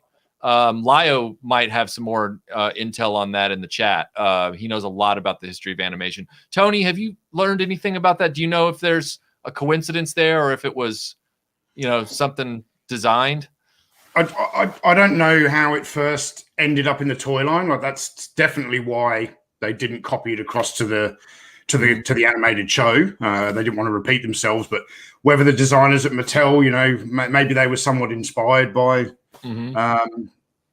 the other show. I don't know. I mean, there's always rumors flying around that originally Masters of the Universe was a Conan-inspired toy line until they saw the movie and went, yeah, no, we can't sell toys for that. Right. We forgot one of our most important swords. What? We did? Oh, that sword. I forgot about that sword. That sword I predates Tim and me. Tilt it down. Forever. This? Yes. So, yes, it's a piece of cardboard reinforced with a yardstick and then covered in silver foil tape. But make no mistake, it is Voltron's blazing sword. That was oddly specific. Well, yeah. I liked that. Oh, thanks. Voltron. Yeah. Hey. But everybody knows that is Melinda's sword. It's Melinda's sword from the intro. Make it. Yeah. There's some comments here saying, why was Tim's sword so floppy? Tim's sword is floppy because it's a plastic piece of garbage from a Halloween set. Now, I can. It's the only one they'll let me throw around during the live stream. They won't let me get more. George Aiken asks, how many live streams did you guys do this week? I have only done this one, but I think Michael's been a little busy. Michael's been a little busy. Someone else said he was a workhorse this week. So I know this thing looks like it's wearing a condom, but it's only because it's still in sort of like cosmoline or some sort of grease, and I didn't have time to clean it off. But this is one of Melinda's swords. Keep the grease there, my friend. Yeah, this is one of Melinda's swords. It is a replica of a famous Viking blade. Uthbert. Is that a Viking sword sheathed in an old inflatable lightsaber? Yeah. Nice. And then RF Biker Scout says, thoughts on Lionheart 1987. I remember it, and as do I. I need to go back and rewatch it. And Melinda, Gen X Toys Geek says, happy birthday for Melinda tomorrow. I hope you have a great day tomorrow. People remembering the birthday. This is another Michael, you won't be surprised. The World Made of Cardboard says, I love your cardboard Voltron blazing sword. This right here is another one of Melinda's. I can't remember if this is Viking or Anglo-Saxon, but it's also another one she still hasn't displayed because it's still in the grease. But this is another one from her collection. Melinda, your sword collection is mighty. Yes. We got a question here from that Sven saying, this new Discord server link. Oh, wrong one. Sorry, Whoa. that's not sword. Whoa. Whoa. Which that one will do yellow, right? That's Sven. We'll get to the bottom of that and does. figure out what's the best way to answer that question. I'm assuming it has to do with patrons. Oh, new Discord server link. It should be the same link, Sven. That's the one we've been running on the live streams for a few months now. So try it. If it's not working, let me know. Wolfie sounds familiar. Has there been more than one from Wolfie? No, That one jumped right past me. Wolfie762 says the singing sword from Roger Rabbit. Weird. Yeah, that's a bizarre one. Hey, that's only there's more than just that with the singing sword. There's a couple. There's a Bugs Bunny episode that's where the singing sword came from. Was that Bugs Bunny episode? One of my favorite swords was in. What about the singing bush? That's not a sword. I know. That's a bush. Oh, moving on. My bad. One of my favorite swords in fiction is in Terry Pratchett's Discworld novels, and it's Hrun, believe his name's Hrun. He's the barbarian who has a magic sword that's smarter than he is, and so the sword is always trying to give him advice, and he never listens to it. And I just like the there we go. She needs a proper two-handed claymore for a proper medieval sword, and she does. Oh, see, if I wield that one, I would get the feeling. This was my first sword. This was her first sword. That thing is heavy. Is Melinda off camera, or just like hot forging steel. She is helping me keep up with this mighty chat that you are providing today. Yeah, and thank you very much. Tony, it's crazy busy today. I'm pleased, but at the same time, it's like it's the super live stream. But Tony, I wanted to ask you, did you watch Robin of Sherwood growing up? I loved Robin of Sherwood. I can't remember. I have the series right here, but my mind is doing a senior moment. He was given a special sword, and it had a name. Oh, I can't remember the name, but yeah, everything about that show was imbued with like fantastical magic. You couldn't grow up in the UK at that period of time and not be into that particular TV show. Like we used to get Look-In magazines every week. It was a young pop culture, and I still remember my favorite issues of the Look-In magazine had images of Robin of Sherwood on the cover of them. Oh wow, awesome! Yeah, I remember the show on cable very briefly in the States, and then my parents got rid of cable because at the time they didn't think it was worth it. So I only got to see like a few episodes. Ahead of the curve there on the cord cutting. Yeah. Jonathan Rowe says we should give thanks to the wives and husbands that let us grown kids collect and display.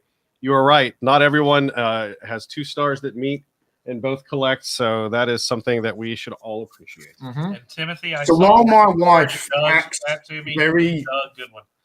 Sorry, Tony. Sorry. Tony. While my wife pretends to be very, very disinterested in not that she doesn't like it, she's not against it. She just acts very, very disinterested.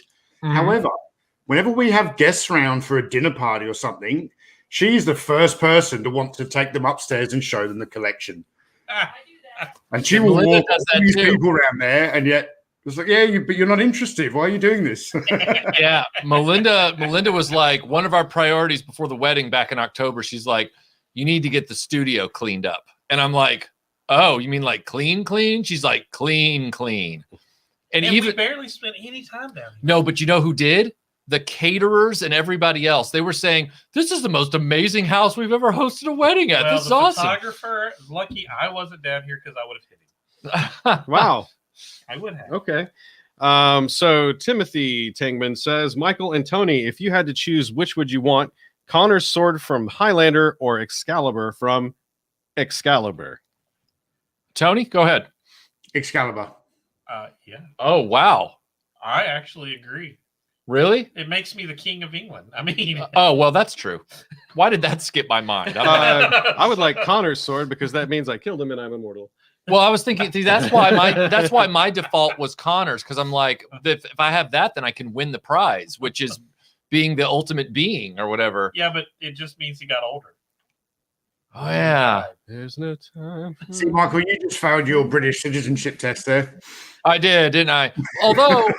Although in one sense, I hadn't chosen, I was conflicted. So, I was a little on the fence. I stick to my guns. Yeah, that's one of those conundrums. That's Plus, if you have Excalibur, you can actually beat any immortal because Excalibur would destroy their swords. Because their swords were forged well, but Excalibur's Excalibur. But you'll never know the ecstasy of the quickening. George Jorgensen says, when it comes to swords... It didn't count on the sword, though. When it comes to swords, size matters. Well, it didn't matter for Michelle Yeoh's sword. Her sword was a lot bigger than the Green Destiny, and that sword got whooped. Mm-hmm. So, that's a deep cut, Michael. In more ways than one. I know. That was built into my comment. So, Tony, I'm noticing the Arctic snake Storm Shadow there. What does he come with, like standard katanas, or does he have like a plethora of different blades? It's more like a ninjato, which I quite like. And although they haven't painted all of his accessories, a lot of them are just off like creamy white plastic. The one really good thing about that action figure is the sword. It's really, really well sculpted, and they have painted the blade silver.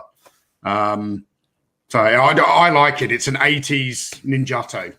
Nice. Is his blade like a little shorter, like than your average katana? A little shorter. It's got the square hilt, so he can stick the sword in the ground and use it to jump over things. Yeah, Victorian sword with an excellent logo. I think all agree. Says Michael, RAF officers have a very cold sword pattern. He might be meaning cool. Original examples are rare and expensive, but there are some decent replicas out there. Oh wow! If you're looking for RAF officer swords, nice. That would be kind of cool. That is one thing Michael does not have. I do not have an RAF officer sword. That is kind of interesting. You do have to get. Why do RAF officers need a sword? I know, right? Knights of the Air. Well, they've got to have Sherry with someone at some point, so they yeah, really, just. You know, if that Ninjato wasn't sharpened, I would just be holding that sword the whole live stream. It's that is the smoothest, like coming out of the sheath. Yeah, like, it is like smooth. It's the best. It is well crafted. Wicked Person says, I like how Excalibur from the movie magically always has had a green light hitting it from just off camera. Exactly. Yeah. Excalibur is one of those swords that I remember being one of the earliest metal prop replicas that was always at the United Cutlery store in the mall. Like I remember seeing it always in the window. Yeah, it was always there, and I remember thinking that was the coolest looking sword I'd ever seen. That would have been the one, that I would have wanted until I found out that those replicas are stainless steel. They're not carbon. When I learned that, just one of the coolest stores in the mall. Oh yeah, that you don't see anymore. Yeah, Mall Ninjas. Mall Ninjas. Well, you go in there, and it was all the cool stuff that you parents would never buy you. Yep, I have had a Mall Ninja set of throwing stars thrown at me as a kid. Like, what the heck is going on? Oh wait, see, Melinda just put something up that. Okay, there it is. Okay. PM Guildford Prefect Tim has as King of England. Yes, Guildford Prefect Tim as King of England is the plot twist our nation craves. Thank you. Not Prime Minister of Australia, Tim? I would take it in a heartbeat. In a heartbeat. Michael, I'll let you handle this one. Lyle Convoy Review, thank you for the super chat. He said, what is steel compared to the hand that wields it? A fan favorite. Yeah. I love that. You got to do it now. You've already started. What is the rule of steel? When I die, I have to go before him. He will ask me, what is the riddle of steel? And if I don't know it, he'll cast me out of Valhalla and laugh at me. That's Crom, strong on his mountain.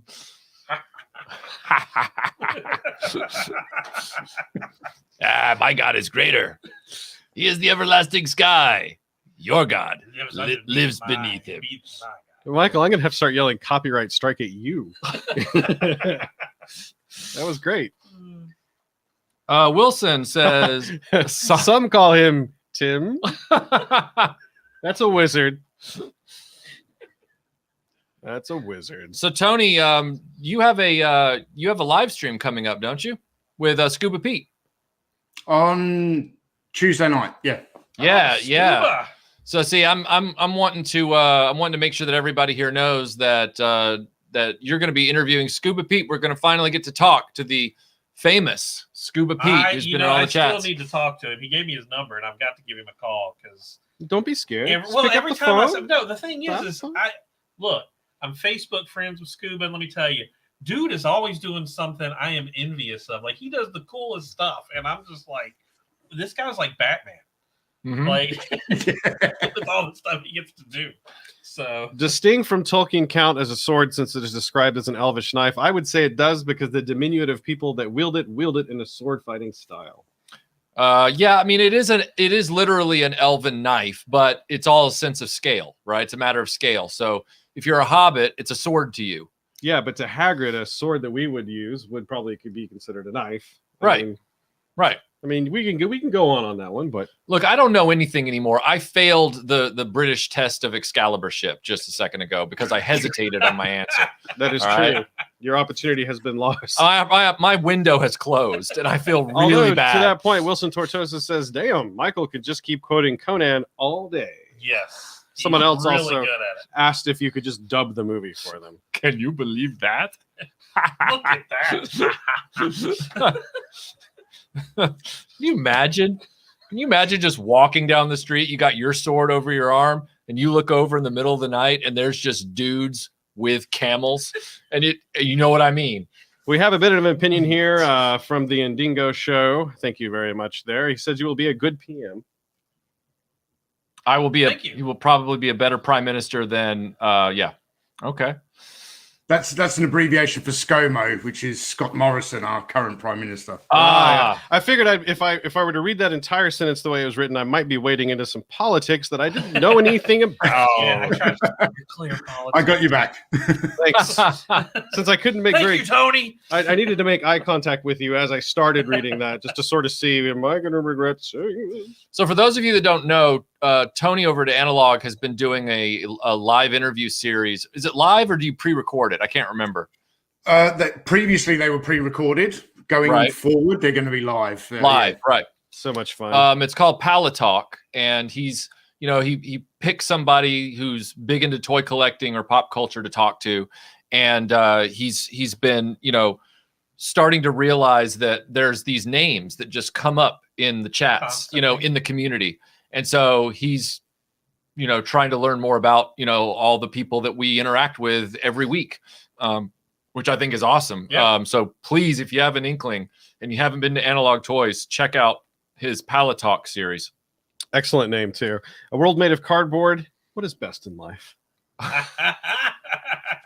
Is that a setup, Michael? Yes, well, it is. It's such a setup, but a good one. The one that I love is the answer before that, where the guy says, he says something, and he says, a falcon at your wrist and the wind in your hair. Wrong. Conan. What is best in life? To crush your enemies, see them driven before you, and to hear the lamentation of their women. That is good. That is good. Oh my gosh. Such a great movie. It's starting to morph, Michael. Mark Wahlberg playing Conan. Oh my gosh. Might be a little too much. Might unmake the universe if we go that far. Well, you remember the moment? Do you remember the moment in the movie where they meet Valeria for the first time? They're about to sneak into that tower at night, and she shows up and she says, she's like, she says to something who sneer at death or who whatever. I can't remember her exact line, but then she says, do you have any idea what horrors lie beyond these walls? And, Conan just looks at her with the most gormless expression. He goes, no, like that. Well, can you see Mark Wahlberg saying that? Like, he's like all jacked, and everything. And she's like, do you know what horrors lie beyond those walls? And he's like, no. Like, it just doesn't fly. Like, it just doesn't work. Guilford Prefect says, wheel of pain is sick, bro. I was just in that tower. There's a giant snake in there. I had to stab it through the head. I barely got out alive. It's so good. Oh, we make ourselves laugh. That's nice. Tony, did you grow up with the Conan movies like everybody else? Yep. Oh, okay. I grew up with the Conan movies, but one that I'm particularly fond of and I need to rewatch is Hawk the Slayer. Oh yeah. It was a low budget film, and I don't know. There was something about that though that I really, really enjoyed. Hawk the Slayer was awesome. What was it that resonated with you specifically? I think the variety of the characters in there, all the different. It was almost as though, because I was into like the Dungeons and Dragons animated cartoon. I was aware of Lord of the Rings, and it was kind of like Conan, but with the gang of all the different characters. That was something I'd always wanted to see. I don't know if it was at the same time, but I was into like Warhammer for a little bit and Hero Quest. So having elves and things like that, that's what appealed to me. Nice.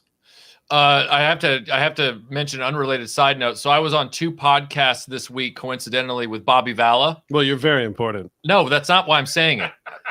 I was on 2 different podcasts this week with Bobby, and he lives in Rhode Island, which is on this continent and on this coast, right? So in both instances, he's been having these like internet issues where his audio will trail off while his audio will continue while his image completely freezes. And then his image takes like 7 seconds to catch up. I saw that. I did. Right. We might know who his internet provider is. Right. Oh, ooh. So what I wanted to mention, Tony, was I know you've been having like, challenges with various cameras over the last few months, but you finally got it all settled and locked in. And now you've got your live stream kind of hooked up. But I just want you to know that you are on the other side of the planet and you have infinitely better connection and fidelity than a guy just like a few hours. Yeah, a few hours away. Yeah. So Gen X Toys Geeks. I'm also in the future. It's Sunday here, so yeah, everybody's still sleeping in. Question for the entire panel and Tony: best backstory to a named sword. Huh? Who? Glamdring. Glamdring. Melinda's vote is for Glamdring. Second to that one. Okay, Tony, what do you think is the sword that has the best backstory? again, Excalibur. Yeah. Beautiful, Yeah. beautiful. Right. Yeah. All right, you forfeit your answer. I'm going to answer Excalibur because I don't want to get kicked out of Britain again. Another lesser-known sword wielder, Arya Stark from Game of Thrones, and her needle. Needle was good. Yeah. Yeah, could have Is done. that more of a stiletto? Like a stiletto Again, dagger? she's at her size No, in the it was a story. sword for It was her. a sword Okay, for her, okay. but yes, it was more of a knife or something. Again, a character that could so much more could have been done with. Monkey Boy Clothcat says, for the Wahlberg impression, ha ha ha, that kills me. I hope you're okay, Monkey Boy Clothcat. That sounds painful. I got so drunk last night, bro. I fell into my gruel. I literally just passed out. I gotta be careful, bro. Can't interrupt my workouts. My turkey burgers. And then I found out I was wrapped in this sort of cloth, and then these demons tried to come and get my soul. And then they all got stopped. Looking for two snakes. Snakes that are You facing each other. have you seen any snakes? Oh, dear. Oh, Bilbo Baggins. So I see you've got him on the table there, Michael, but I haven't heard his name mentioned so far in the chat. But for me, the best modern day sword wielder, Deadpool. Oh yeah, Deadpool for sure. Yeah, Deadpool is you forget sometimes. Like Tim and I had to just kind of walk the studio real quick because we knew that our minds weren't jogging, and we were just kind of looking around. And I zeroed in on Deadpool, and I went, "Well, yeah, he's got two swords." But when you think sword, you often think the past. You don't often think the present day, and so you just kind of mask over him. Like we were even in a debate. Does Wolverine have knuckle swords or are they claws? And I guess they're claws, so we didn't put them on the table. But yeah, Deadpool. Go ahead. It's the same. I was walking around my collection looking for stuff, and I don't know if it was the same for you. I got to the end, and I was like, I have way too many ninjas here. It was like all ninjas. I was looking at the TV over there going, do I bring these guys over? Yeah. Well, that's like these two right here. Lynn Kurosawa from the Aliens versus Predator arcade game. She had a katana blade in the game. And then the guy behind her is just the generic Remco Secret of the Ninja figure, who I call in my collection Shokasugi. And so Ninja. Oh, Gunstar, thank you for the super chat. He says, for any Transformers 86 movie fans, I loved how Springer's helicopter rotors became his sword. There was another one. See, you got me. You got me because I knew it was going to bug us. We were like, we knew Grimlock and the Dinobots, but you're absolutely right. I forgot about Springer. Wicked Person, most swords are an integral part of the character's identity. Conan, in the books anyway, will use any old sword, axe, rock, or whatever is in his set of clubs. He's like a golfer of death. Well, nice. I thought of that a little bit when I did the thumbnail. I put Bridget Nielsen's Red Sonja because in that movie adaptation, her sword is a plot point. Yes. Whereas in typical Red Sonja, much like Conan in the comics, her sword is just whatever she picked up off the battlefield that day. Did he have his Atlantean sword in Red Sonja? No, he wasn't Conan.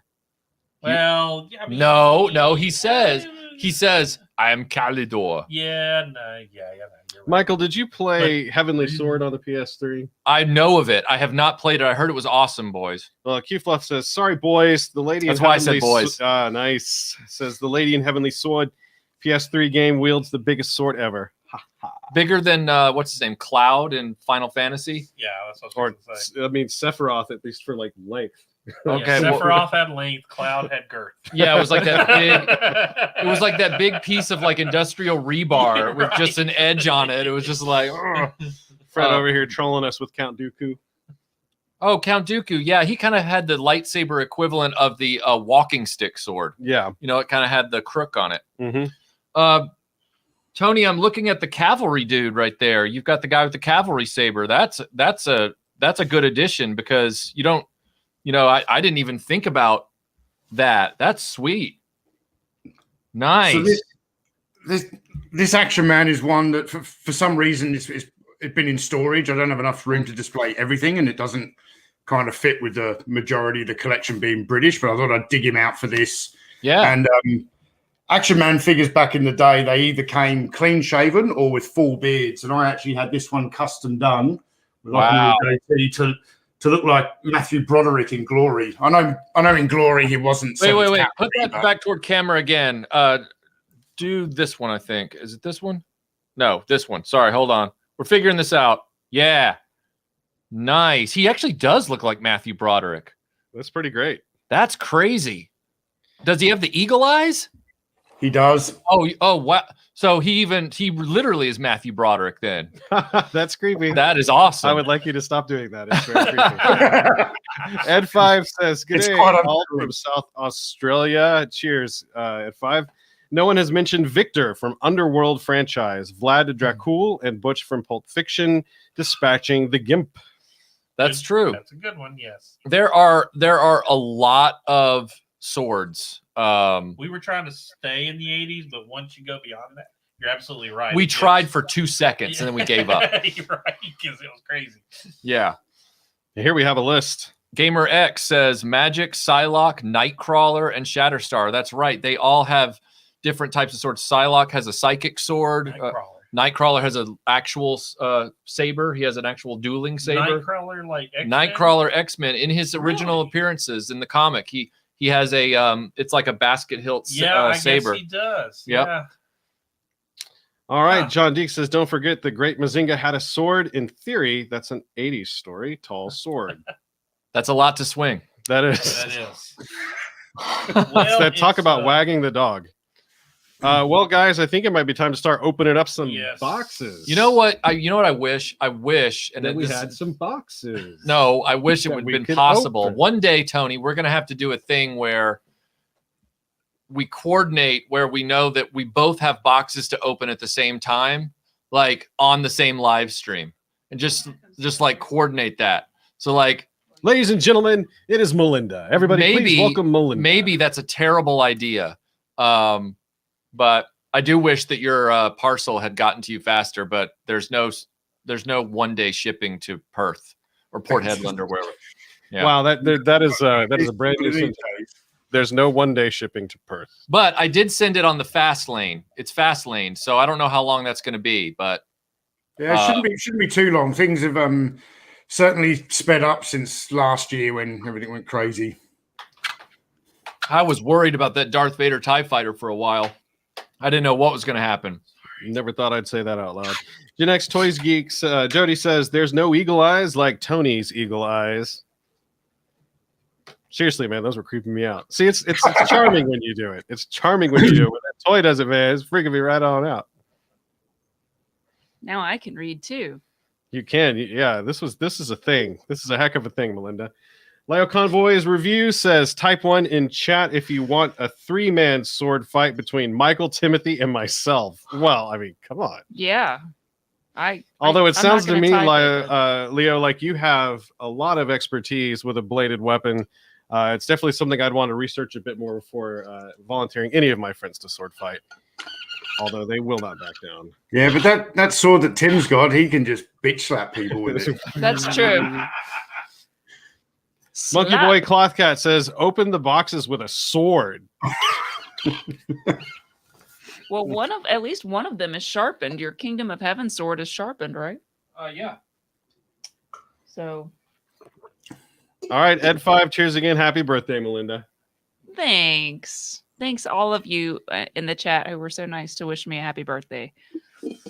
Happy birthday. Now it's just a giant stream of ones. Lyle Convoy is building him up a little fight here. Yeah. I'm going to stay out of that. Yeah. 1 to the death. GamerX says, sorry. He says, 2, that's the option where Melinda shows up to rule them all.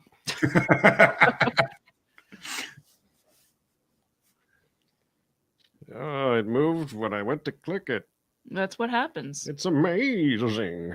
It is amazing. Here we go. Monkey Boy Cloth Cat says, What did you do to my thunder? he set it on fire, probably. He thought the door was open. Oh, like a bird. Glass. Like a silly bird. Glasses. Glass is hard, Michael. I know. Especially when it's so clean. There was a look on his face. He was so disappointed. Did I just do that?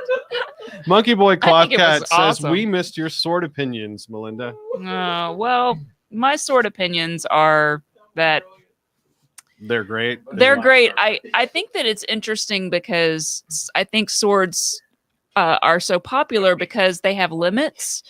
Whereas like, you know, guns, it just gets so monotonous. Like Michael talks about that a lot, like in the John Wick movies where it's just like shoot, shoot, bang, bang, bang, bang, bang, bang, bang, bang, bang. Yeah, except then he has to build a bang bang out of like 18 bang bangs. It's just, it gets monotonous. Whereas with a sword, it requires a little bit.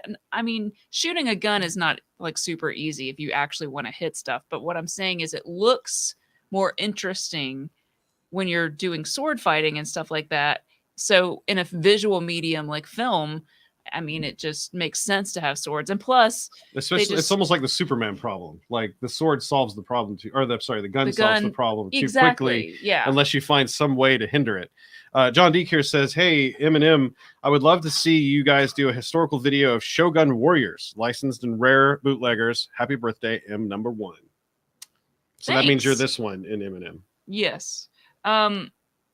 Yeah, Shogun Warriors, Michael, I've heard you talk about Shogun Warriors before, but I don't know. Yeah, Shogun Warriors. Tony, is that something you've ever looked into, Shogun Warriors, since they kind of were contemporary with Action Man?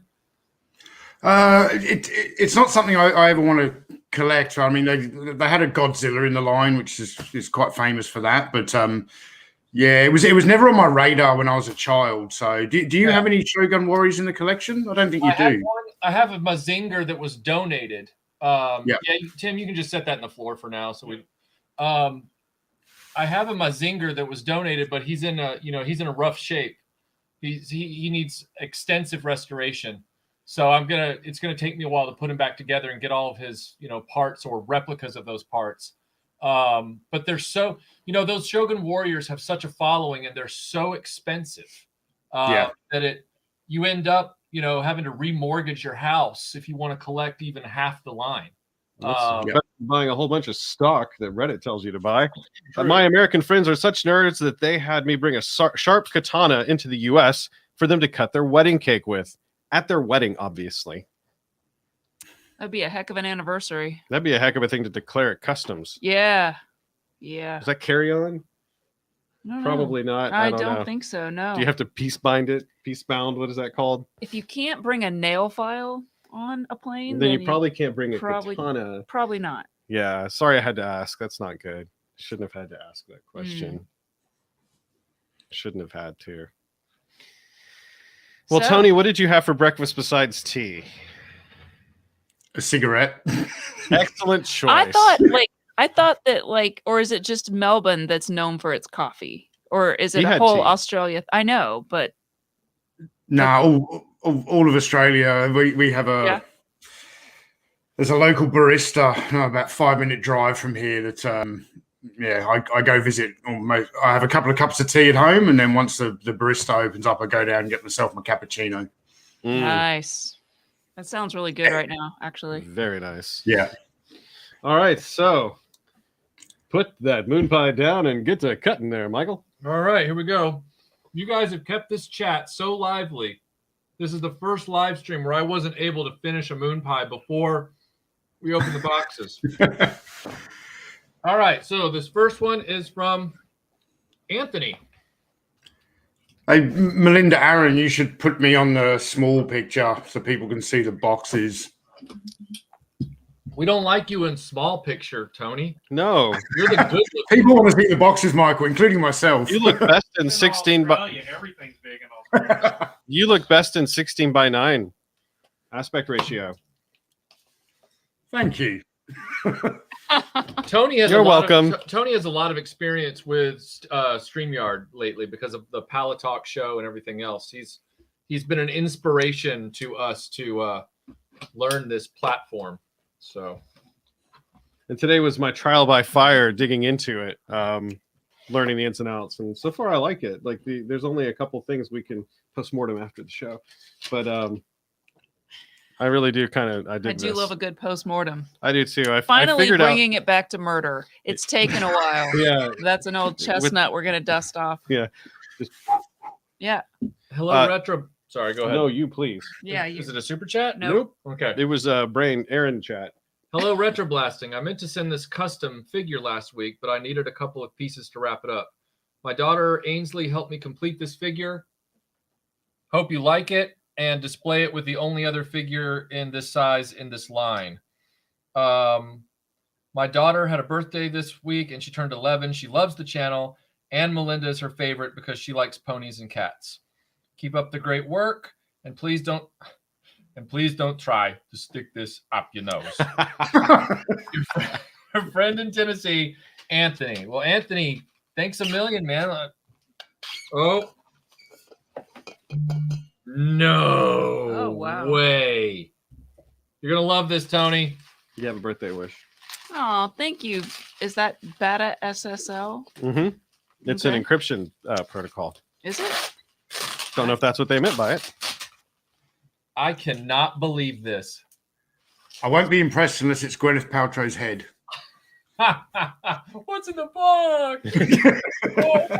Speaking of one of the podcasts you were on earlier this week. I like how he has a slit in the back of his pants. No, it is Temple of Doom. Wow. You could tell. Look at that. That's amazing. Put him in the little camera. Put him on the little camera over there. Put him on the little camera. Okay. Put him on a little Of camera. course, we don't have the light on and stuff like that. Yeah, I don't know things. Let me go get You're I'm gonna gonna have have to to move things. I know. Here, it's okay. Help me. I'll help you out. Does he have like a little to hold him up, or? One of the issues I'm having is that he will not stand on that weird thing without falling over. Which side does it go? This side. This side? Okay. Michael, would you mind helping me with this particular part? This is riveting, isn't it? Are you enjoying? Are you not entertained? There you go. Okay, I have to unplug this. Okay. All right. So Well, I we're can doing that. figure out what Road. Melinda Thank you was so doing. much What are you for, doing, Tim? your contribution. He says, in the U.S., I can carry a sword through airport on your back. It's not illegal and board a plane. Had to take a class to work there. So he rolls out with a sword. Is that light on? Yeah, but now he's facing away. He's just like The light's not on. The light is not on. He's to the left. To the left. He's going, where's my Oh, family? they actually got the face really good, didn't they? Well, that's the original Kenner doll. No. I thought he was falling over when you moved it. Where's my family? Look at that. I mean, he's in the white tux. Mhm. He's got the Han Solo hair, of course, because that's what the Kenner design looked like. They just gave him a hat and said he was Indiana Jones. Can you I hear think the the only thing dialogue I did right was- now? like, does he have a black eye or is that just It might be It it might be an It was imperfection. my mistake. It might be an imperfection in the doll's aging.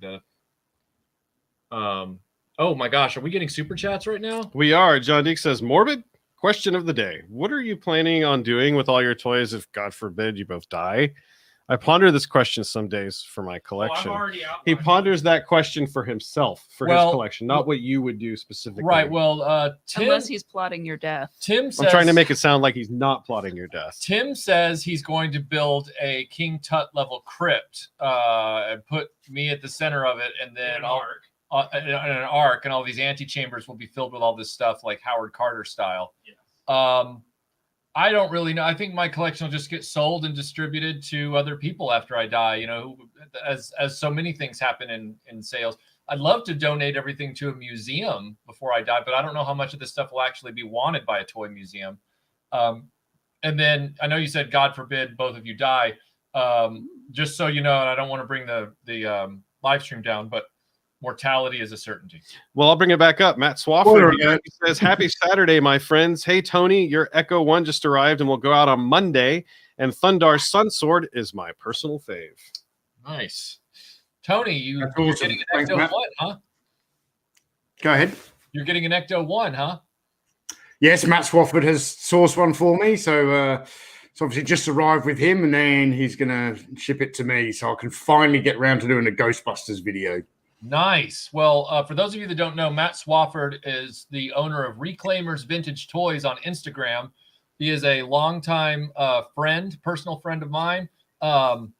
But I met him because I, found out about his toy service, like his toy business. And he and I have since gone to Joe Fest together and Retro Toy Con. Really good guy to get connected with if you're a vintage toy collector. Fred here says, congrats to Kylie Minogue. Sorry, Tony. Tony, please go. I just said Matt's an absolute pleasure to deal with. Yeah, he's awesome. Fred here says, congrats to Kylie Minogue for getting engaged to Bootleg Michael. Okay, let me repeat. I do not have romantic designs. Well, she clearly has them for someone who looks like you. Looks a lot like you. Designs What? works in that context. You're saying that this guy looks like me? That Fred is saying that. Yeah, it could be crazy. I don't know. That is. I didn't know Yes. she was engaged, so. Who's what? That's Freddie. That's Freddie from the block. Freddie. Oh. You know. Uh-huh. You know who that is? So, as I've said many times, I look like generic brown-haired white guy number 5. All right. If you think I'm exaggerating or being too self-deprecating, keep in mind you can take a Mal Reynolds Firefly reaction retro figure's head, put it on any action figure, and people say, "Oh my God, someone turned Michael French from RetroBlasting into said character." Even though that's how generic I come across. I come across looking like a Kenner face sculpt. Oh my gosh, Michael, you're so dreamy. So Jeff says, hello from Ontario, Canada, Melinda. My favorite sword was the Sword of Omens, if only because of its ridiculous array of powers and Voltron's blazing sword. Jeff is my Degrassi friend. So. Oh, I had to bring Degrassi back. Yeah, I had to bring that back, and he's going to help me move to Canada somehow. Before, he doesn't know it yet, but he before is. I move on to Nobody this knew box, that. I'd like to thank Anthony one more time for the awesome Temple of Doom vintage custom. I will definitely be putting that on display. That is really cool. Yeah, and now I'm going to have to actually spring for a vintage Indiana Jones 12-inch doll to go with it. So Didn't he wear his hat with the tux? no, Temple of Doom? Ooh. The very beginning where No, he when meets we- Lao I was Che? thinking- I was thinking when he went to dinner because he had a tux on then too. Well, he had like a suit. Yeah. It was like a suit. And he didn't Prime- have his hat then either. Prime Syndicate's on the screen. He says, this package is from me. Indy gets a date. What? What could be happening right now? What's going on here? Yo, we ha, Ja Ja Nook. You never told me you spoke my language, Dr. Jones. Only on special occasions. Tim Tams. Oh my gosh. That is not just Tim Tams. That is like a lot of Tim The Tams. superior beings known as RetroBlasting. RetroBlasting crew, thank you for continuing to produce top-notch content that is always genuine and generous. I hope you enjoy the enclosed and that my trip down the pink aisle was worth it. Regards, Tristan. The pink aisle is the girls' toy aisle we've talked about in videos before. We named it that because that was the literal dominant color in the 80s for all girls' toy packaging and everything else. Barbie and Strawberry Shortcake and My Little Pony.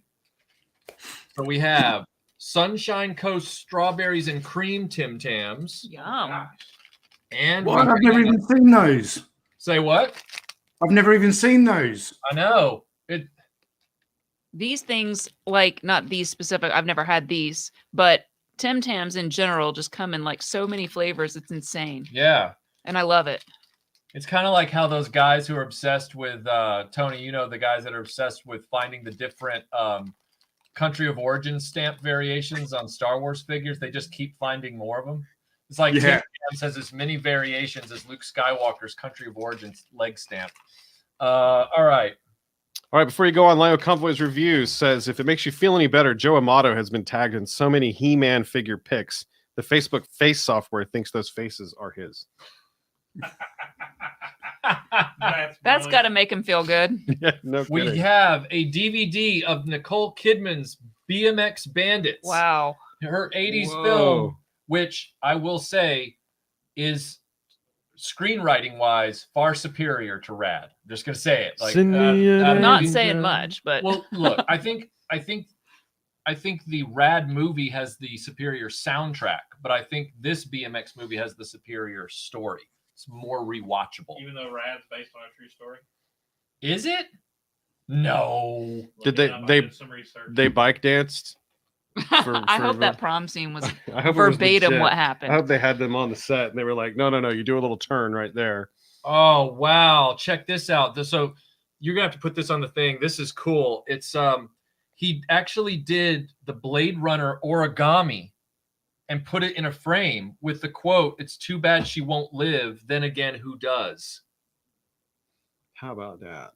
You're gonna have to, yeah, We got to do all kinds of stuff. We got to switch this off. Yep. And then we're going to put this here. Can you try to you're gonna have to and maybe make it so that light's not shining directly into the turn it that way. Can you switch that? We're working on the camera here. You've got to see this. It's too cool.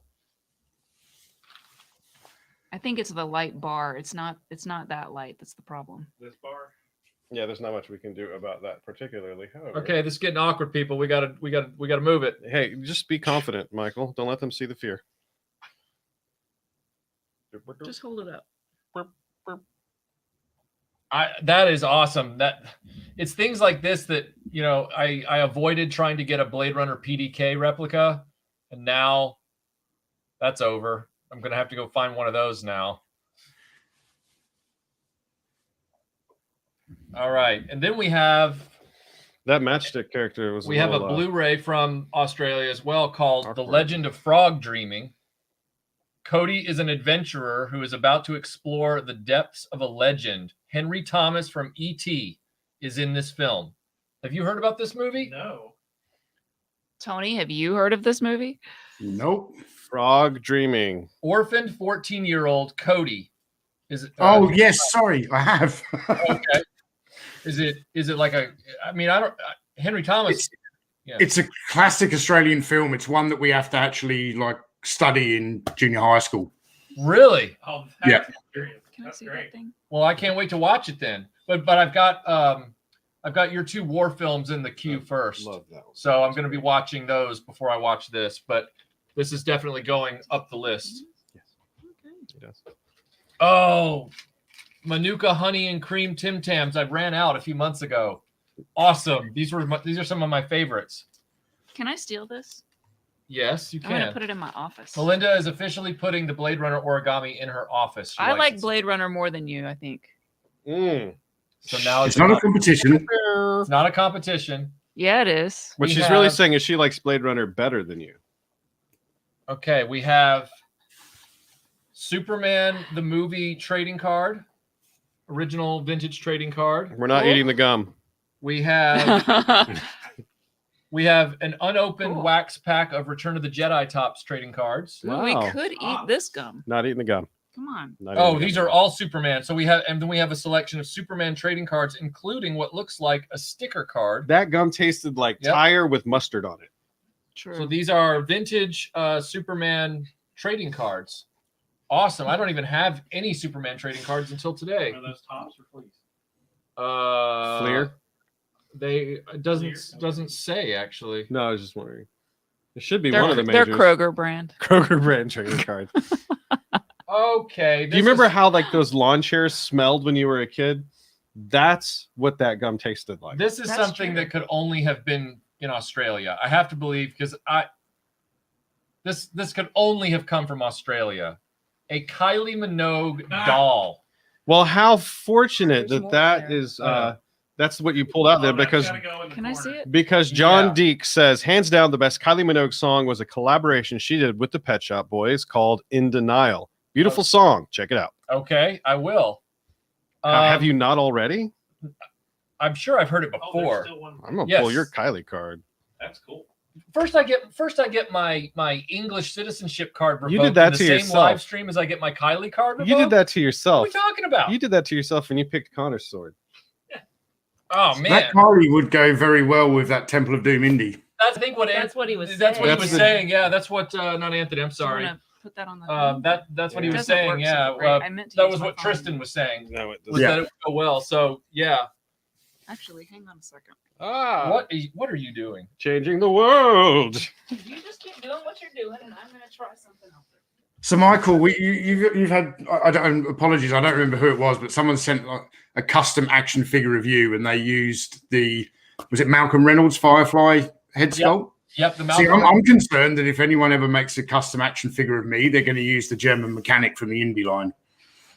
I don't. You know what though? I don't think so. I bet you we could find one that was a lot closer. Wasn't there? What was the? Wasn't there a live stream or something recently where somebody pointed out that there was an action figure that looked a lot like you, but he had like a helmet on and stuff? It was a G.I. Joe, wasn't it? I don't know. Oh, who was that? You guys are using the most generic terms possible to describe this. No. It was Big Ben from the late G.I. Joe line. Remember, I posted that photo. Yes. People were shocked because it does look like you, like with just the gear on. I was shocked. He's wearing that Russian-styled hat. I don't get that. Just look at the face sculpt. Someone had to point it out to me, but if you just look at the face sculpt, it's like, no kidding. That actually kind of does resemble and favor Tony. Crazy. You want to be over here when you do that so you can see what's happening, or? Well, I'm trying to not let the sound. It's muted. What are we doing over there? What are we doing? And yeah, it's now on live. Now just make it bigger. Yep, we will do that through the magic of something like this. And then we can do this. There you go.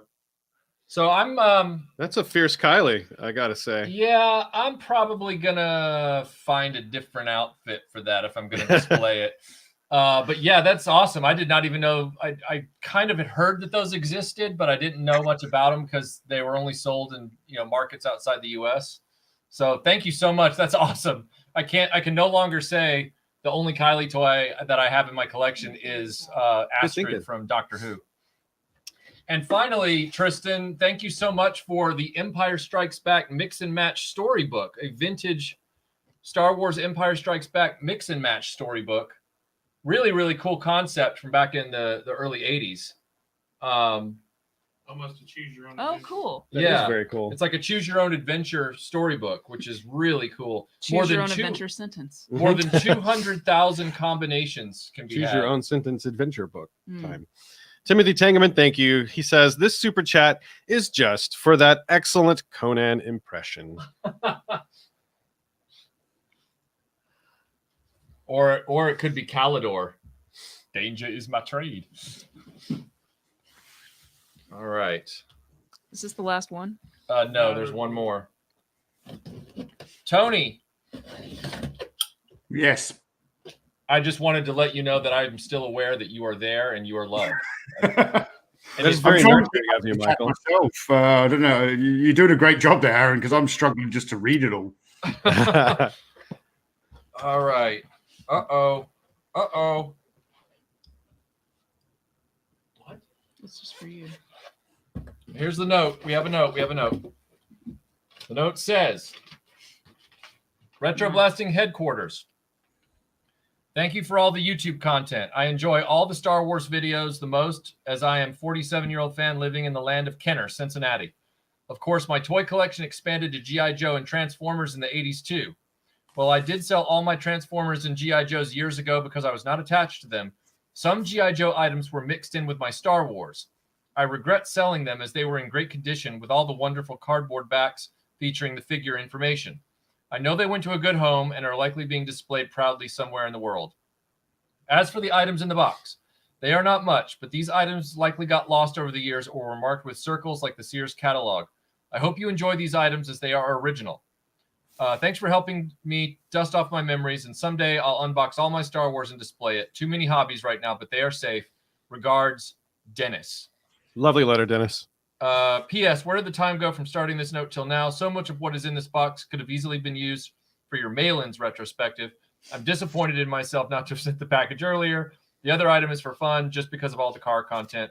Looking forward to more content as a Patreon subscriber, Dennis. Dennis, thank you so much for the kind note. And it looks to me, guys, like he has sent all of the paperwork that came with G.I. Joe toys and action figures, all the catalogs. Wow. From all, like, the fridge promos. It's really an amazing collection. Excellent use of an old CD case, too. I mean, there's a ton of cool stuff in here that I'm going to have to go through very carefully. Top Secret Dispatch. Don't share that. How's it spelled? Is it D-E spatch? That's a British spelling. Wow, there's some beautiful items in here. Look at this one. This is one of the originals. Joking. This is one of the first 1982 ones, or 83.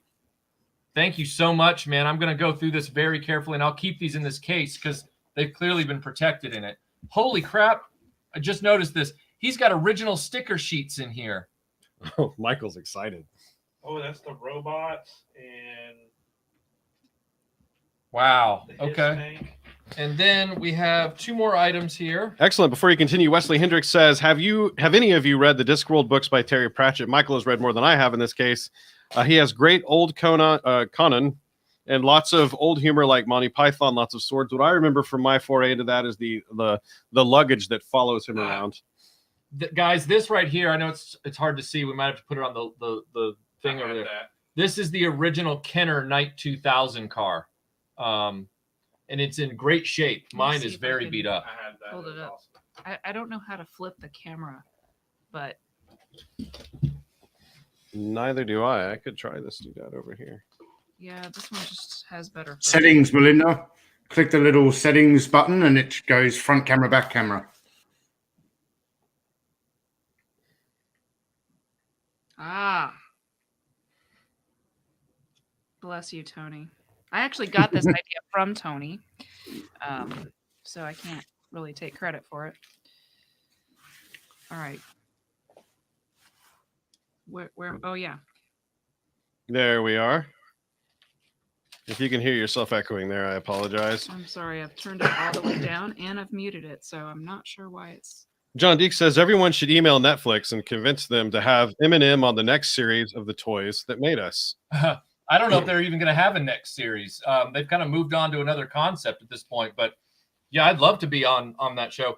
Here's the launcher for the Kenner car. This is the turbo booster that went with the Knight Rider car. This is a classic Kenner Knight Rider vehicle set. Thank you so much for sending this. This is in great shape. Man, this is gorgeous. Thank you.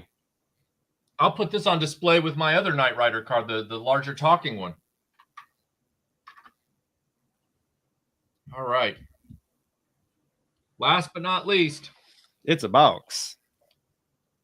Hey, look, a box. This is from Matt. Which one? Matt Crawford? No, it's from Matt Crawling. That mail was priority. What in the world? Wow. Oh dear. Oh dear. Oh dear. It's all good. I'm just shocked at what's in here. There's nothing wrong with anything in here. I'm just shocked. Yeah. Dear RetroBlasting, what happens when you cross Star Wars, Battlestar Galactica, G.I. Joe, and one of those time travel episodes from Star Trek? Dino Riders. Uh-oh. Here is a small cross-section of the lesser-known late 80s toy franchise for the archive. Recently, in working to refresh my childhood collection, I was able to complete and restore a few duplicate sets that I would like you to have. Shout out to you, Toy Polloi, and the rest of our amazing community for the help and inspiration on making repairs to these toys whole again. Dino Riders was my earliest memory of my father's attempt to fix broken toys with limited resources. I remember him carving a replacement Triceratops radar dish pylon out of a toothbrush handle using a Dremel. Thankfully, we don't need to do all that anymore. Lego antennas are the perfect size to fix these toys. Keep up the amazing work, Matt, Wolfie762. Wolfie! P.S. Repairs are already made, but bear in mind that some Dino Riders plastic parts have the structural integrity of sugar glass or NECA plastic on a bad day. Yeah, you can feel it when you pick them up. Like I have one or two very, very incomplete Dino Rider shells with broken legs and things like that. I know exactly what you're talking about. Take these broken legs. Gosh, these toys were so intricate and yet and get an so old popular. Toothbrush. He's even included facsimiles of the instruction sheets so that I can figure out how they work. Hang on, I'm doing a thing. Why are you doing that?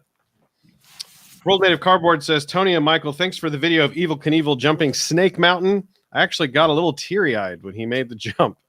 You know, I think a lot of people felt that way. Tony, did you say that took 3.5 hours to shoot that? It took 3.5 hours and probably 200 attempts, and he only jumped it once. Wow. But that's all the behind-the-scenes magic. You don't have to dispel the magic. I asked. You could just tell Michael a lie. Worked the first time. It was amazing. I'm just kidding. No, okay, that is the thing. There are a ton of Dino Riders figures, vehicles and parts. I don't even feel comfortable at the moment. What I want to do is I want to get all these out and take a big picture for Instagram. This is super requested, like yeah. all the time. Yeah, these are all very meticulously categorized so that I know what I'm looking at. He even sent the instruction sheet Xeroxes. That's great. Oh my God, Matt, thank you so much. This is going to be one of those things where now I'm going to start filling gaps for Dino Riders, which will make me poor. But, you know, it's not all about the money, is it? It's about the joy. You ain't scared. Look at that. Unless you're, you know, into like anti-repro. Ooh. Wicked Person says, Michael, do you already have the Michael Knight figure for the talking kit? I have a spare. I do have the Michael Knight figure on display. Yeah. See, look. Thank you for asking, Wicked. Look at this cute little guy. Aww. Is he okay? He's cute. He looks a little dizzy. Look how cute he is. Is that a Triceratops? Yeah, it's the Triceratops. My favorite dinosaur. Same. Always my favorite too. And it was the one Dinobot I never got. What are the odds that you both have the same favorite dinosaur?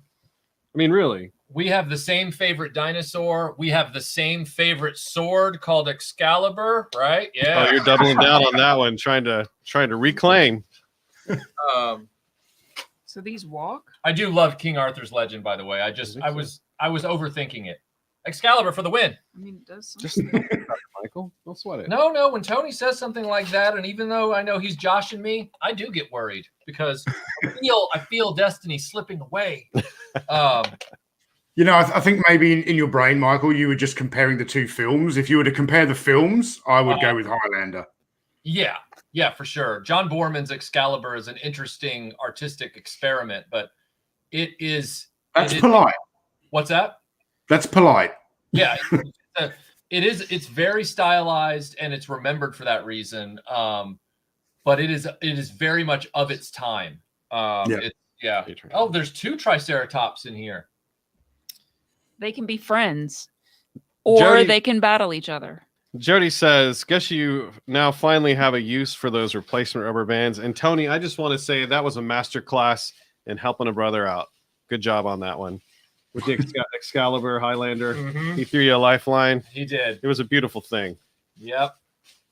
Well, guys, I'm getting the signal that we are over time from producer Tim. Which is okay, because Wolfie had something to say here. He says, I totally understand not putting them together now. So glad you love them. Wanted to send these for a long time. If you have a C battery, they work. I do have C batteries always on hand to test things when I'm working on repairs and other things. So, wow. I cannot wait. And these are my favorite dinosaurs, Triceratops. So I can't wait to put these together. Guys, thank you so much for being on the live stream today. It's been a very busy one, but I was excited to see all the activity. Tony, tell everybody where they can find you. Not specifically, just virtually.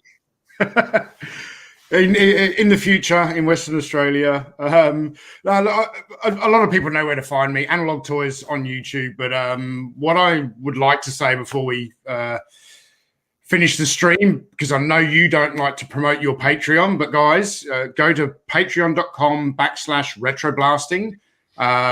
There's tons of extra content, and in particular, the after shows. There's another live stream after this for Patreons only, and it's a superb way to spend a Saturday. So shout out to the RetroBlasting Patreon crew.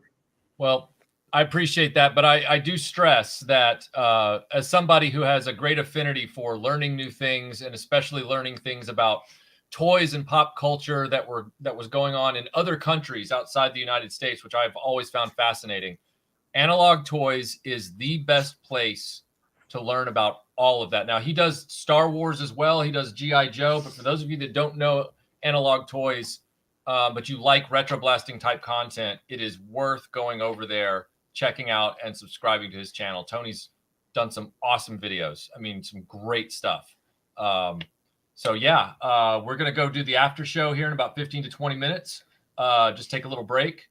If you're on Patreon, we'll see you over there. And if you guys are just going to kick back and you're not on Patreon, you're going to just, hang out the rest of the day. I hope you have a great Saturday for what's left of it. Or if you're in Australia, a great Sunday.